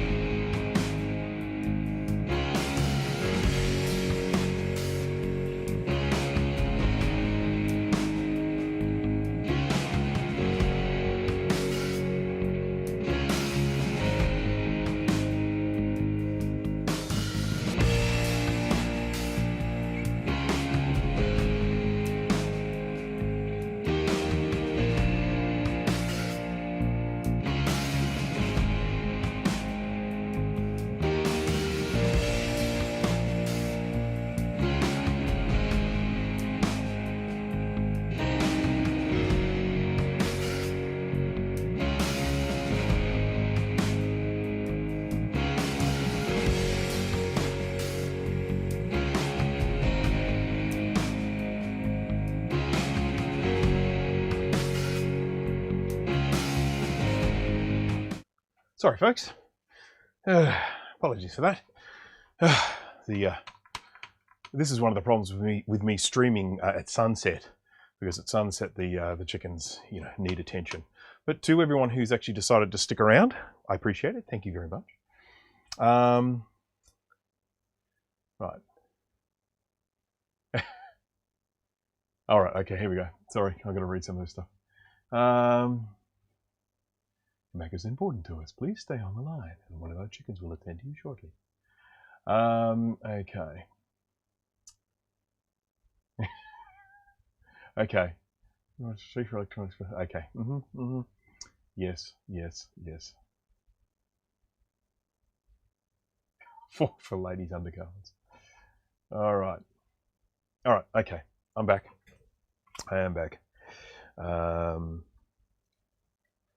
My stream could just suddenly stop because I'm about to put some washing is about to be put in the dryer, and that has a tendency to sometimes, and particularly if I'm using the hot air station, it ends up with a slightly too high a drain on the power here, and then all of a sudden I get a blackout. Well, not a blackout, but I get I pop a fuse, trigger the breaker. All right, so let's do this little corner here. We're now onto the 47. So all of the rest of the caps on this are 47. So there are 12 of them. So I'll start off with these 1, 2, 3, 4.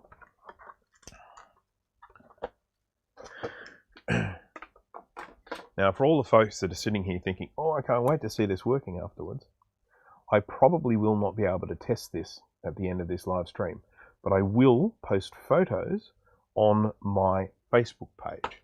Brankus Creations on Facebook. Please jump across there and like. The reason why I won't test it is because the body that this goes into, I've got an LC580, which this can go in, but it is big and it is brittle, and I don't want to bring it down here. I don't really have the space to set it up here, and I don't want to cart it down the stairs or anything like that, because it's made out of that really brittle plastic. And so I will be testing this up in the house rather than down here in the workshop. So I will take photos of that testing and have it fired up, and I might even put a little game on or something like that. So I will make sure that I get the updates happening, but I just won't be able to do it in the stream. I'm afraid it's a practical issue. It's no more than that. I mean, I know I'm going to cop grief for that. I'm just waiting to look up here and see someone pay me out for it, but okay. Yes, there it is. Steve, what am I staying up to 3 a.m. for? You're staying for the thrill of the chase.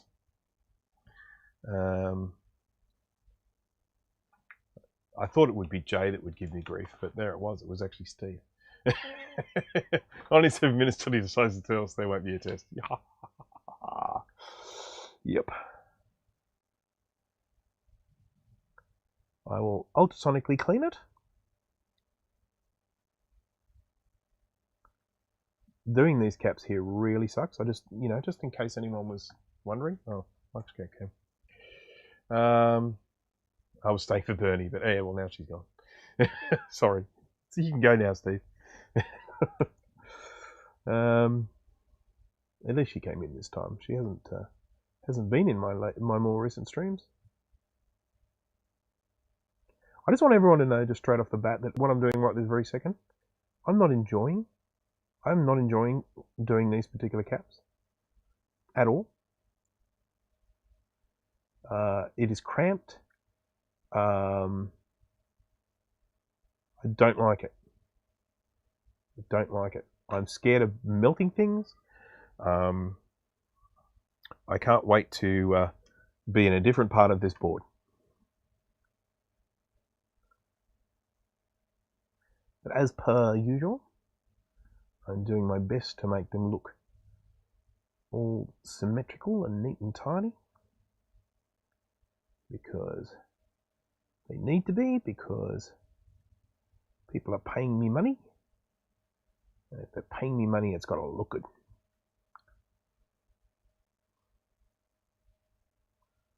If they wanted one looking shonky, they could do it themselves.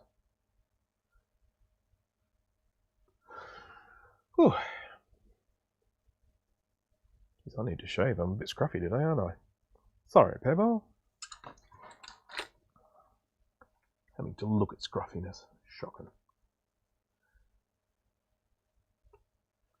Boom, boom, boom, boom, boom, boom.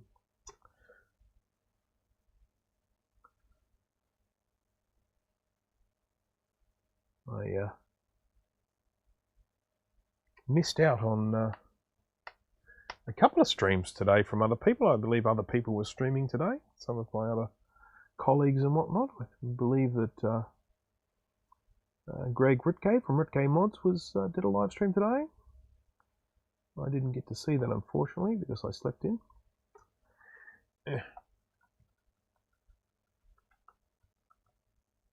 Yes, tired of looking at me. Looking at Mr. Scruffy. If anyone has any questions about any of the equipment that I use or why I use the equipment I use, please jump on and ask, because I'm always happy to reply.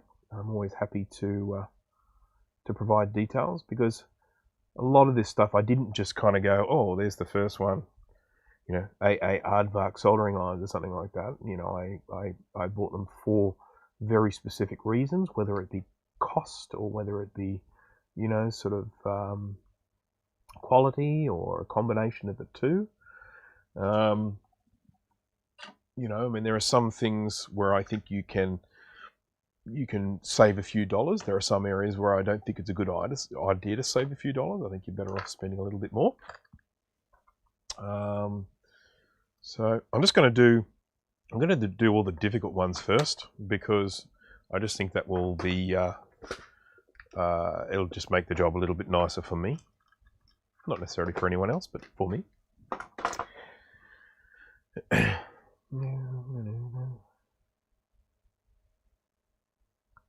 we go, the little 47 pokey on there, little fella. There we go. Right. One of the great things about Macs in general is the fact that almost all of the boards use largely the same capacitors when I'm replacing them.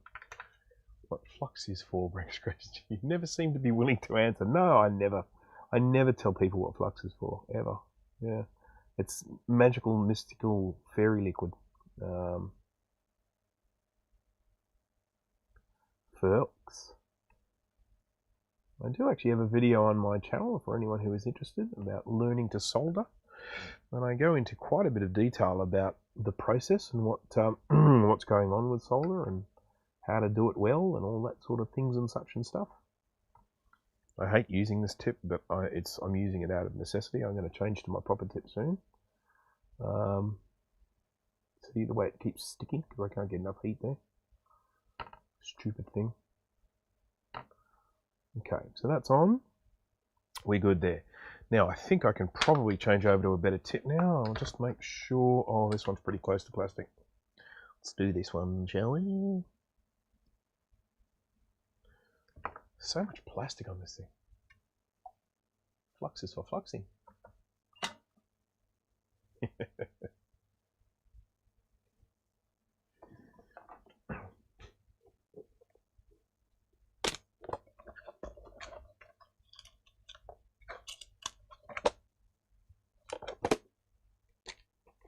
500 series are heavy. Yes, they are. It's a novel idea. From a historical perspective, when you look at Apple, just look at Apple in general. If you just think about Apple and Apple computers and Macs and all that sort of stuff. If you imagine the idea of an all-in-one Macintosh, you know, which of course the first Macintosh was an all-in-one with the screen there and everything like that. And one of the ways they keep the weight down was that it was only a 9-inch CRT, but of course it was very high resolution. It was much higher resolution than a lot of computers with far bigger screens at the time.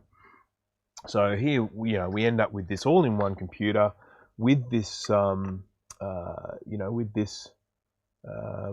sort of screen and computer all in one. And if you think about that, if you imagine the person who kind of came up with the concept of this all-in-one computer, which of course other computer makers have done, they've done those portable computers with the little screen built in, and the keyboard would clip up onto the front. They were like a humongous piece of luggage that you would cart around. But in my opinion, and other people might disagree with me, but if we look at what Mac did with it, what Apple did with all-in-one computers, we think about how crappy this tip is. If we think about G3s, you know, the bubble G3s, where they turned into these all-in-one units where they were all, you know, sort of like they become a bit of a, a bit of a design thing and all that.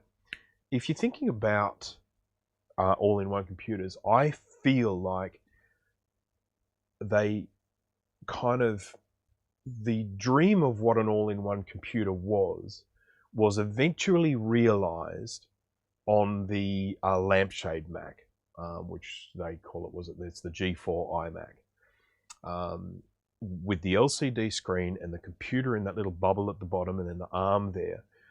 For me, I feel like that was the first really good realization of the all-in-one concept as a desktop computer all-in-one, because they're not as heavy, they're reasonably portable, nice big high-resolution screen that doesn't weigh a huge amount. Now, of course, by the time they got into the iMacs, like the G5 iMacs and the first Intel iMacs, the white ones with the screen there sitting on a stand, they take it to an even greater level with that. I mean, again, I think they were realizing that all-in-one concept beautifully. They really did that well.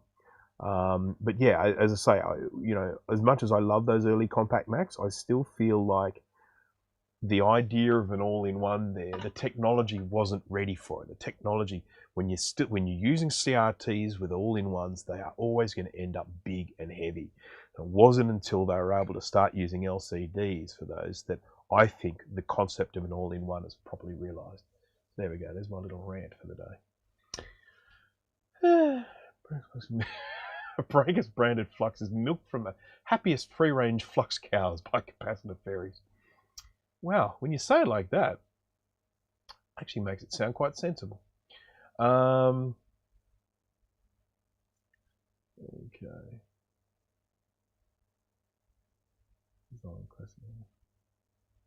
First good all-in-one was the Pismo.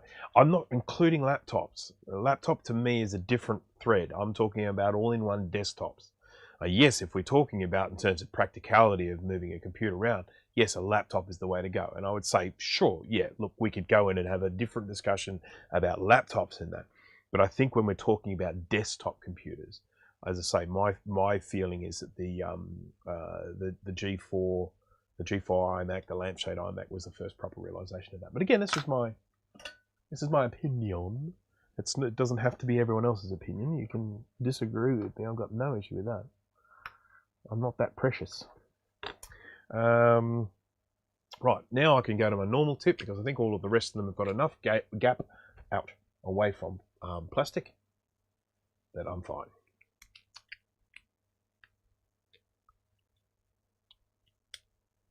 Sorry, yes, I maybe should have prefaced all-in-ones as a desktop. It was certainly what I was thinking, but it may not be in the words that were coming out of my mouth. But yeah, as I say, I tend to think of, sort of all-in-ones and laptops as being two separate, all-in-one compact Macs, I suppose. I think of those as in two separate things. So I'm talking about ones that still run on mains power. They're not running off a battery. Yeah.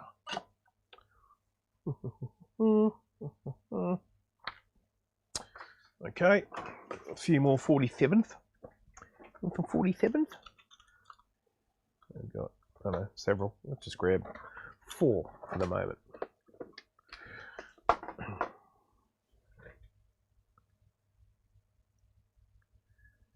I should have got so much more work done today. Shouldn't have slept in. Tusk. I've got work coming from all angles at the moment, which I really can't complain about. I mean, no one, when you're self-employed, you don't want to be in a situation where there's no work coming in. Interestingly enough, quite a lot of work came in because of the Rona. People wanting to do things in response. Went to this grocery store today, and guess what I saw? I'll tell you what I didn't see. Toilet paper anywhere. All gone. Thankfully, I didn't need any. So I wouldn't have bought any, because I don't need any. But I just found it quite amazing that, you know, a matter of weeks since we had all these toilet paper shortages, and we're here again. I would like to thank the human race for being comprised of so many morons. Not everyone, just a lot of them. I'm sure there would be none watching this stream. I'm sure they're just clever people watching my stream.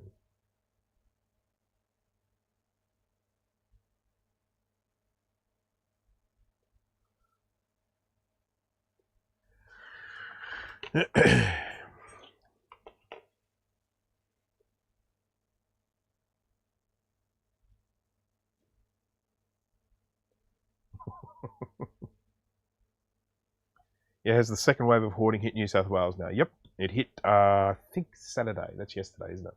Yep, between Friday and Saturday. I think on Friday people started doing it, and then when people noticed that other people were doing it, they went out and did it themselves.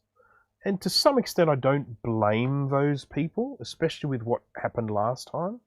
I don't blame people for going, I do not want to get caught out like that again. I'm going to go out and grab some.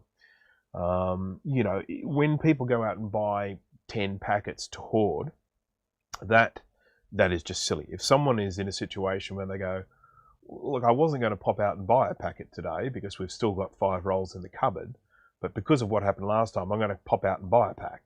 That, to me, that's response to what's going on. I mean, I realise that it's kind of, it is partially to blame as well, but you know, you can kind of understand the thinking behind that. But yeah, with the when people go in to actually walk out with a trolley full of toilet paper, you know, like nothing but toilet paper. Thankfully, the large supermarket companies here have immediately imposed buying limits. But it's just, yeah. It's just crazy. This is the world we live in, eh? Can I get the soldering iron in there? I think I can. I think I can.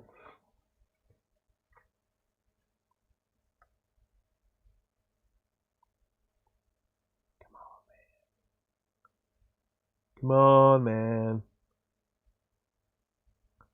Not going so good. I'm going to have to come at it with a different tip. I could come at it straight down, couldn't I? Could I? Can I come at it straight down? Maybe. Come at it with a side angle here. 3. There we go.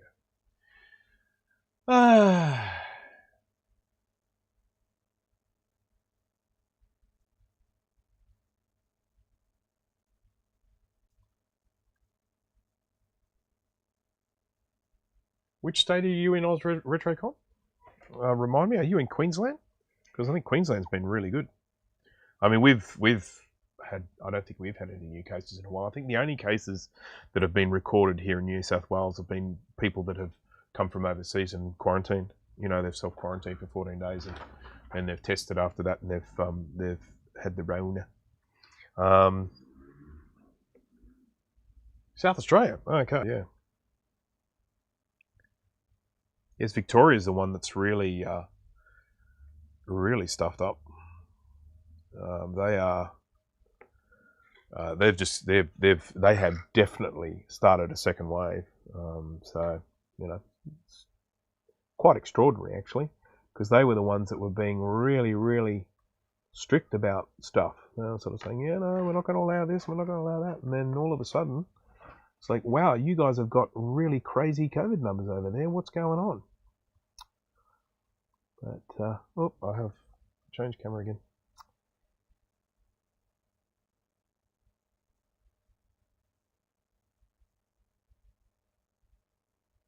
I mean, I feel sorry for tourism operators and stuff like that. I mean, yeah.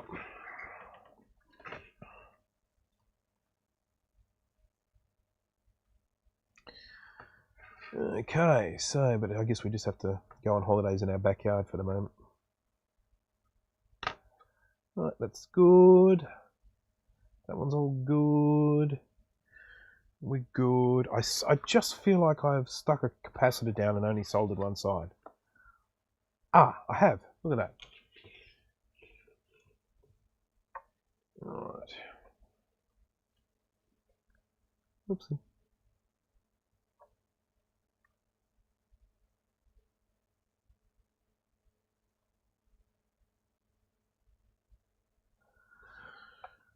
Where are we? Yeah, I need to actually buy some more ISO, but that's got nothing to do with friggin' COVID. That's just because I need more ISO. I go through it at a rate of knots. But, I mean, I've still got that. Probably a little under a litre left. But I've got to buy another one of these 5 litre bottles. I checked the place that I buy them from did have them last time I looked. Who knows now, though. I haven't seen some of the other stuff disappearing off the shelves, like pasta and stuff. But certainly toilet paper and paper towels, they're the ones that have been going.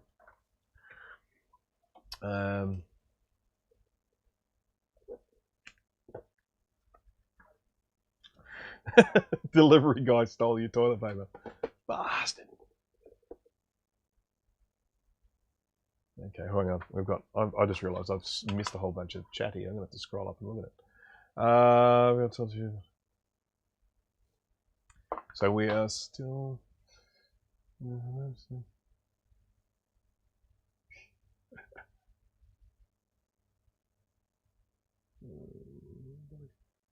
Yep. Okay. Alcohol shortage is infuriating. I used to pay like £5 to £7. Oh, is that pounds? Yeah, pounds. For a litre now, it's near 100. Wow, that's crazy. Out of my paper on Amazon, it will be delivered to my home Monday. Not going to deal with store craziness. Fair enough. Yeah. I mean, when there was the last toilet paper shortage, you couldn't even get it online anymore. I mean, unless you were buying, you know, sort of some gouging a-hole reselling stuff that they bought from the supermarket. And I can tell you what my alcohol costs. So till Christmas, yeah, oh, good.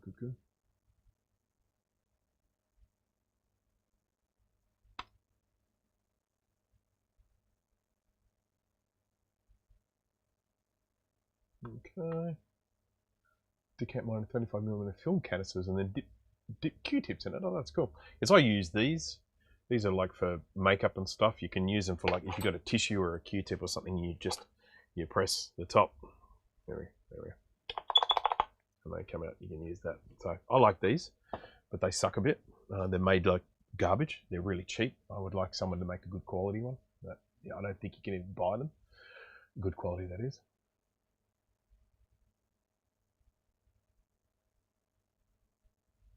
Because when I use 99.9% stuff, that's not what I use. I mean, I ended up making hand sanitizer from it during all of the COVID craziness.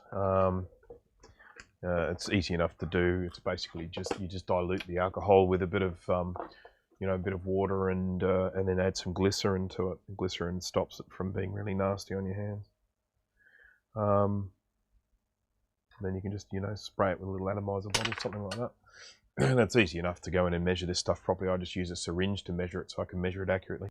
There are people saying, don't make your own hand sanitizer. Getting those numbers accurate is difficult. Well, if you start with 100%, it's very easy to work out the calculations. If you're doing 100 mils and you put, 70 mils of that in, you've got 70% alcohol. So, there we go. Right, there we go. We're getting towards the end here, folks, so all those people that are thinking, my God, I need to get to sleep or something, like I have to cook dinner, so I've got to make sure I'm finished in time to cook the yummy dinner. Having meatballs tonight. Meatballs, yum. My right eye is out of focus. Stop it. Okay, there's some symmetry here.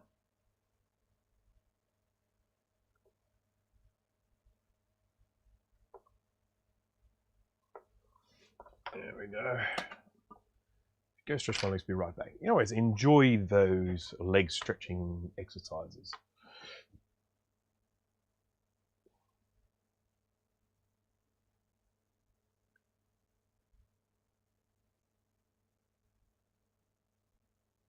Never had any issue with the demineralized water or the distilled water going missing during the last wave. I was still buying demineralized, and I buy it in 5 litre bottles like Voss.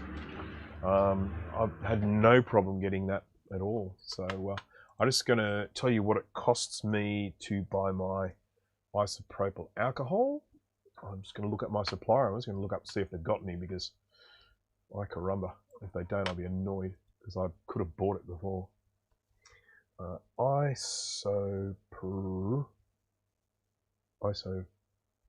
I've just done a search for isopropyl. It should bring me all of the search results. There we go. Where's my one? That's 1 litre. I buy the 5 litre. Where's the 5 litre? 5 litre. 5 litre. It costs me in stock. Yeah. It costs me $70 for 5 litres. So 70 Australian dollars for 5 litres. Excuse me. So industrial grade. Someone tell me if that's good or bad, please. Keeping in mind, of course, we pay more for everything here in Australia. But I do believe the wages are a little higher. I could be wrong on that, but I think that is the case. So it all balances out, doesn't it? Have I got one that I haven't sold it on here? All right, I surely can't have finished it yet, can I? I mean, I might have just finished it. How do we know? Well, have a cheat sheet. Have a cheat sheet. There we go. Power Max 6500, 6 by 100 microfarad 6.3, 12 by 47 16, 1 by 100 microfarad 25. There they all are on the board. So, not bad at all. It's good. That's about 10 years worth for me. Last time I bought a 5 litre jug, it was around £40, so probably about the same. Yeah, £40, it works out at about 80 Australian dollars. So thereabouts. I know it's around about double, not exactly, but yeah. Let's see. Okay, let's have a look. I buy that, the place that sells that ISO alcohol. They also sell my my soldering iron tips, my T12 tips. So, I mean, I buy my soldering iron tips from them as well. They do sell flux, and they sell solder paste and stuff like that. For that price, we get half of that alcohol last I checked. Okay, no worries. Yeah, 5 litres is what? How many gallons is 5 litres? I can't remember. Would this say? No. Sometimes they have both here, but because this is an Australian company, they wouldn't even bother to stick gallons on there. It's like 3 or something. Something like that. Okay. All right. Sorry, geez, boy, I'm really dragging it here, aren't I? Okay, those 3 are on. Those 3 are on. Those 2 are on. That one is on. That one is on. Those 3 are on. That one is on. 1, 2, 3, 4, 5. Okay, well, that could be it. 5, 6, 7, 8, 9, 10, 11, 12, 13, 14, 15, 16, 17, 18, 19. Well, I've done it. I finished it. I didn't even have a chance to say, this is the last one, or anything like that. There was no build-up or anything. How? Sorry about that. 1.3 gallons-ish. Okay, fair enough. Anybody ever use aerosol IPA? I might grab a can to try. I've seen them in pump packs. I've never seen them in a spray. Oh, actually, no, they do have them in spray can. The company where I buy this from, this like electronic circuit board cleaner that is in a little spray can like this. I buy this from a company out here called J-Car, and they sell isopropyl alcohol in a can. I've never bought it because I haven't needed it, but this is kind of good stuff. This for cleaning if you don't want to stick something into an ultrasonic cleaner. You can just sort of stand things up like this and just give a bit of a spray. Works quite well. It's good for cleaning contacts. It's good for cleaning inside little potentiometers and stuff like that. And then it just evaporates away really quickly. Right, so as usual, what I like to do when I have done these is, why is that one standing up? Is it standing up or is it just a trick of the light? Well, it's standing up a little bit.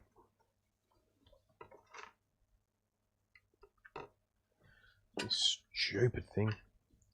Stupid.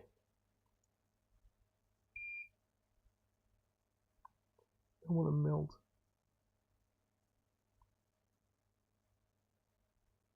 Stuff it. That'll do. It's good enough for me. Approximately 4 litres to the gallon. Okay, fair enough. Yep. Maybe use.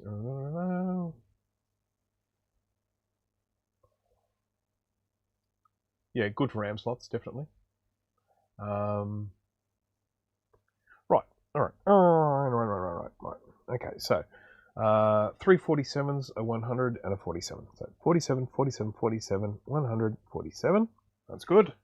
And we're all soldered on both sides. Yes, yes, yes. And what's the polarity like? Plus, plus, plus. Plus, plus. Good. This is just the checking process I go through. I go through it each time. I don't ever want to assume that I'm going to always get these things perfectly right 100% of the time. So I always need to check. Okay, that's a plus. That is a 100. That's good. And that's facing the right way. And it's soldered on both sides. This one is soldered on both sides. It is 47. Plus is facing down there. That's good. 47, 100, 100. And that is correct. Plus is up for all 3 of them. They're all soldered on both sides. That's a bit of an ugly joint. You can't see this because I don't have the microscope camera on. And I'm so sorry. And then we have one of these components that I accidentally flew off by accident. I did that by accident. Okay, that's 47. That's good. Plus is to the left. 47 plus to the left. Soldered both sides. And 47, 100, and then 47. Yep, good.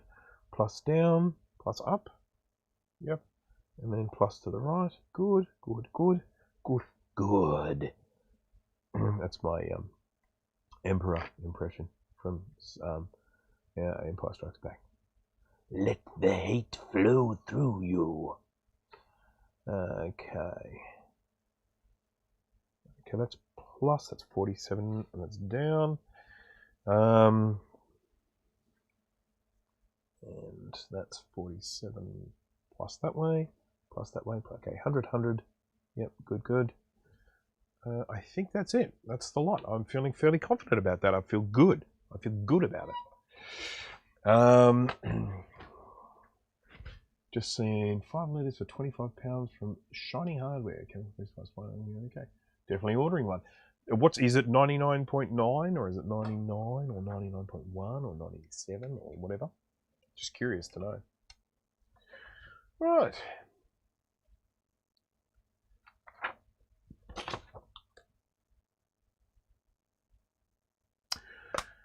Okay. We can get a bargain of $35 for 1 gallon of 70%. Yep. See, I wouldn't buy 70%. 99.9, that's great. 25 pound. No problem with that. Grab it. I'd say grab it.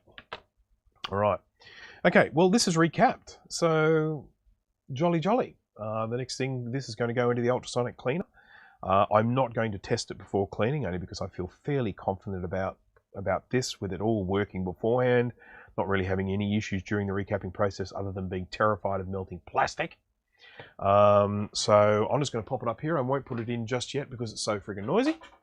What I am going to just very quickly do, because this is the next job I'm going to be working on, I am not going to stop just yet. I will be stopping very soon, so everyone here is getting tired and wants to stop. I do need to stop because I've got to go cook dinner, and I'm already 20 minutes late for that. I'm supposed to start cooking dinner at 5 o'clock. I have here a MacBook Air, 11 inch. 11 inch. I love these. I just love these. I really do. This one is apparently dead as a door now. So I'm just going to quickly open this up and just have a quick little inspection-a-rooney. And then I'm probably going to wrap up the stream there. This won't take me long. Anyone who's ever opened these before will know that they have a pentalobe screw on them. That's pent being 5, and a pentalobe driver. I'll show. Actually, I'll jump onto the microscope and I'll show you what the screw looks like. That's the screw there. You can see it's got 5 little lobes and some grit in it. And then this is a pentalobe here, and it's the wrong size. It won't fit that at all. So let's get the right size one. Pentalobe. What's that one? Pentalobe. That's a smaller pentalobe. That's got to be this one. Yep, that's the right one. So, yep, okay. So let's just jump onto the side here. Pentalobe sounds like a death metal band, yeah, doesn't it? Just going to undo these. For anyone who's watching this and thinking, what on earth are you doing working on a modern Mac? I do it from time to time, usually through my vintage customers. What you know, like I had someone contacting me once about a I was doing some recapping for them, and then they were telling me they were having this problem with their MacBook Pro, and I said, well, would you like me to have a look at that for you? And they said, oh, do you work on those? I said, yeah, not all the time, but I do them, you know, sort of for friends and stuff. And so he sent it to me. I was able to fix it, which is good. I've just done 2 MacBook Pros recently. There were nothing particularly majorly wrong with them, but I've just finished with those. This here is... Let's have a look. And the main reason... Oh, wow, someone's disconnected the Wi-Fi, which means someone's been here before. Little Wi-Fi antenna cables are disconnected, so someone has definitely been in here before. Either that or they would have had no Wi-Fi on this thing. It doesn't look like it's had any significant leakage inside, because I can see they've got these little coloured things that they go red if they've been wet. I have no desire to use them again tonight, so I'm off to bed. See you, folks. Jay, thank you for joining. I do appreciate the way you stuck around for such a long time, and it's so bloody late over there. So I will probably speak to you tomorrow, almost definitely. You find a lot of the white labels on the chips boards comes off in your cleaner a lot. Which ones would you be referring to? Some of the sticky labels definitely do come off in the ultrasonic cleaner. Some of them don't. If we're talking about these little water resistant-y things, the ones on these modern ones, they always come off in the cleaner. Serial numbers generally don't come off in the cleaner. Some of the little, just sort of, sometimes they have little white stickers on them. They often do come off in the cleaner. That's one of the main things I end up having to change the water for, is getting little paper fibers in there. And so when the stuff goes into the ultrasonic cleaner, it comes out these little clumps of paper fibers stuck on things that I have to then pluck off. So when I start seeing them coming out, I know it's time for me to clean the water. Okay.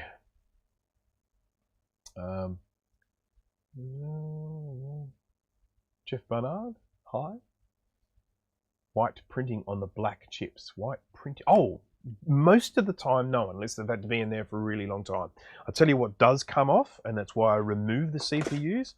The socketed 68030 CPUs, like you'd find in an SE30 or a Mac 2 X, or you know, those ones, or an FX, those ones that have the gold plate on them, that gold bit.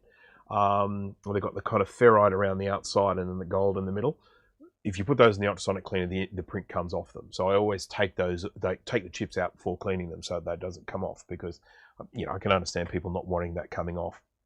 What do you call those things? Frequency. Can't think of the word. These things.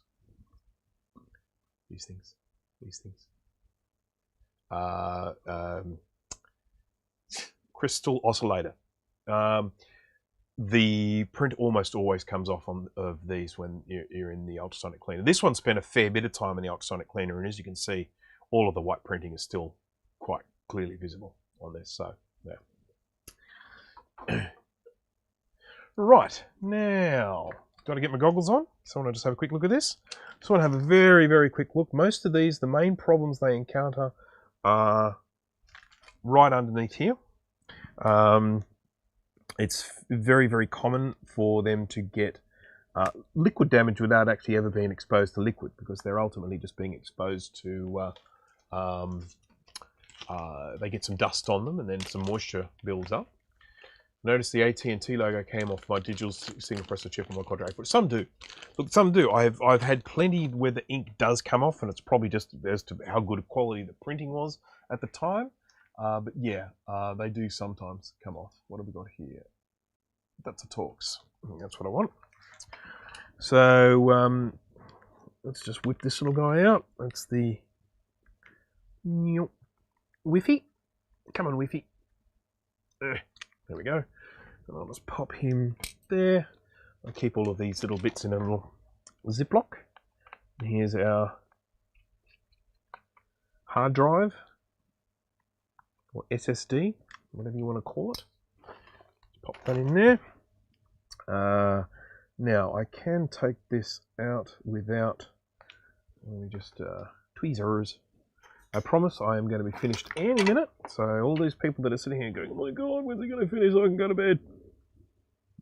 I just want to whip this board out, have a quick look at it on the underside, and then that will be it for me. So off that comes.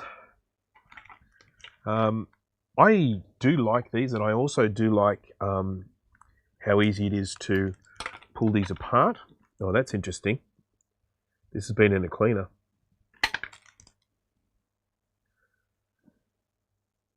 Or something. That's very weird. I'm just going to get a little bit of Captain Tape to wrap around this plug because they're very, very brittle, and I just like to protect them a little bit for when I'm, moving the board around and stuff like that. There's a little rubber thingy, and there's a little rubber thingy, and then I'm just going to undo a few screws. That one. Come on, how'd you come? Magnet, magnet, magnet. Magnet. There we go. Pardon me. Now, the fact that this has clearly had someone in it before worries me. There's always that fear that excuse me, that someone has had a crack at repairing it themselves, and that's just always a little bit nerve-wracking. I can't remember where the other screws are on this. Okay, I really should disconnect the battery, shouldn't I? Should have done that first. There's just a note to everyone. Disconnect the battery first. This here is the keyboard backlight cable. This here is the keyboard, I think, keyboard and trackpad. This here is, I think, the speaker.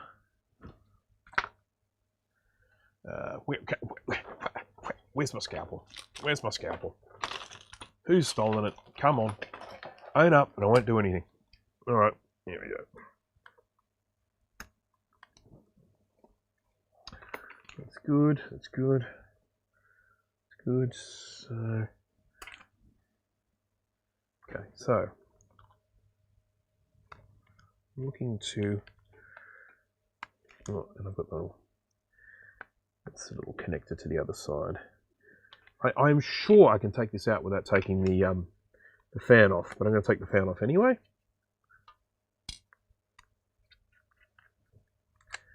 Because I'm just struggling a little.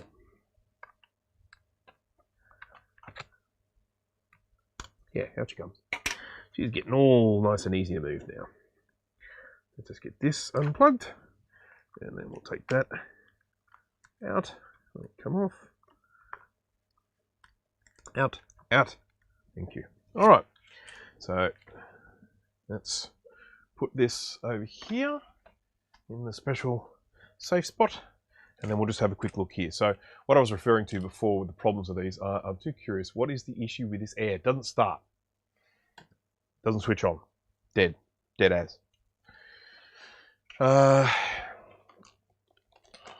So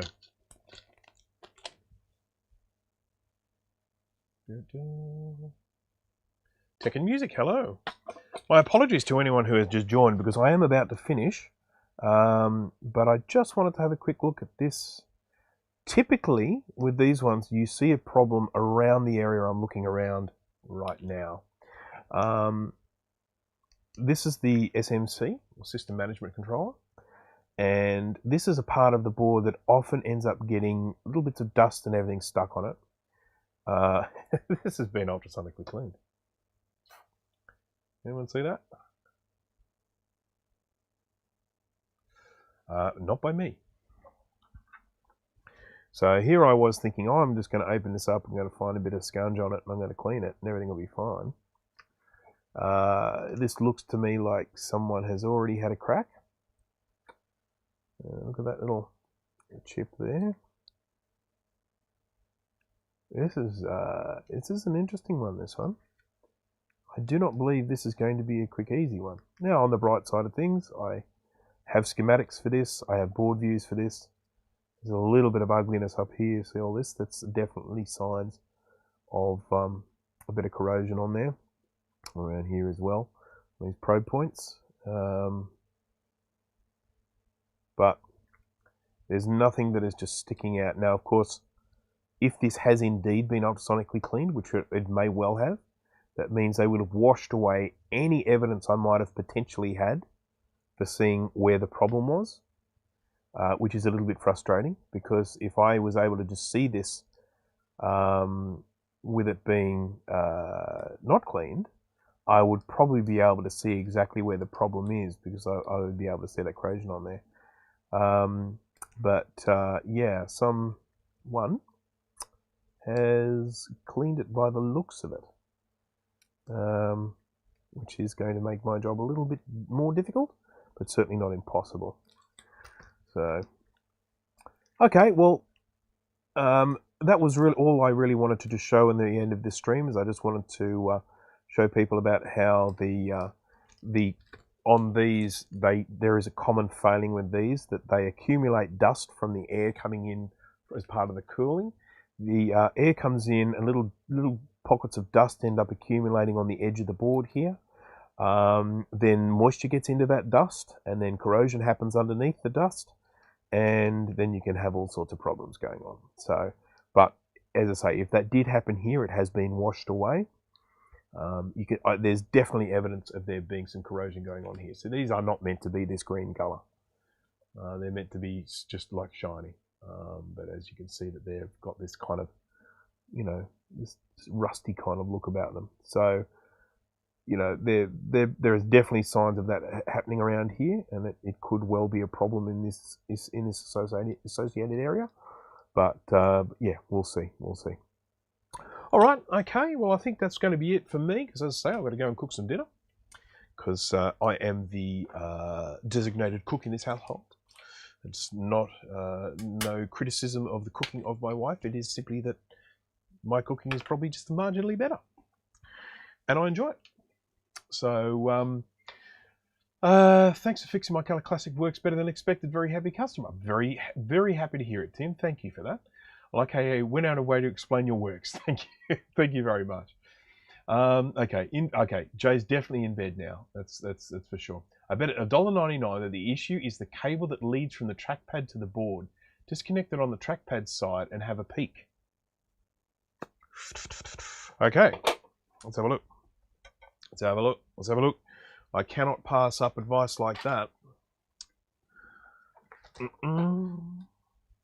Because I'm telling you, those who may or may not know, Jay, or House of Moth, he repairs these sorts of things for a living. Now, of course, I'm not stealing business from him or anything like that, because we're in a completely different country. Having said that, I probably speak to Jay more than I speak to most of the people in my own country. Given the fact that he does have a lot of experience, does have a lot of experience doing this, I definitely don't want to pass up a little hint coming from Jay, because it will probably turn out to be a very good one. Hint, that is. Come out. Come out, screw. Why aren't you coming out? What? This battery feels like it's swollen a bit too. Okay, let's get rid of that. Put that there. Let's go on to here. I was about to say goodbye, wasn't I? Right, so you're saying the trackpad, you talking about this snaky long cable that goes all the way down here, this cable? He's looking fine at that end.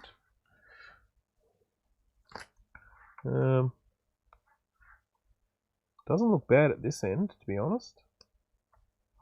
Let's have a look. It's all looking pretty clean here. Yep, those pins are okay. What have we got going on under here? So this is the keyboard cable.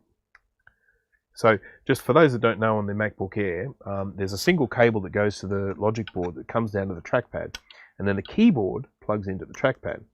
Oh God, come on. Why are you giving me so much grief? Why? Just want you to lift up. Lift up, I tell you. I need to come at this at a different angle. Okay, so let's have a look.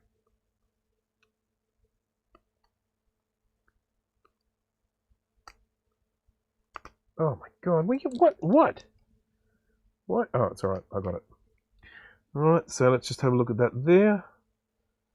That looks okay.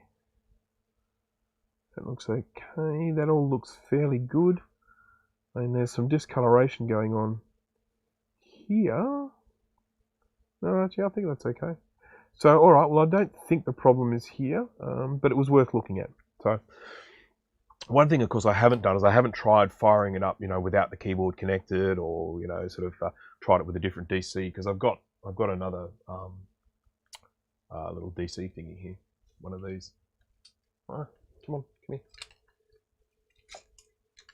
here. Yeah. I've got a spare one of these, which I can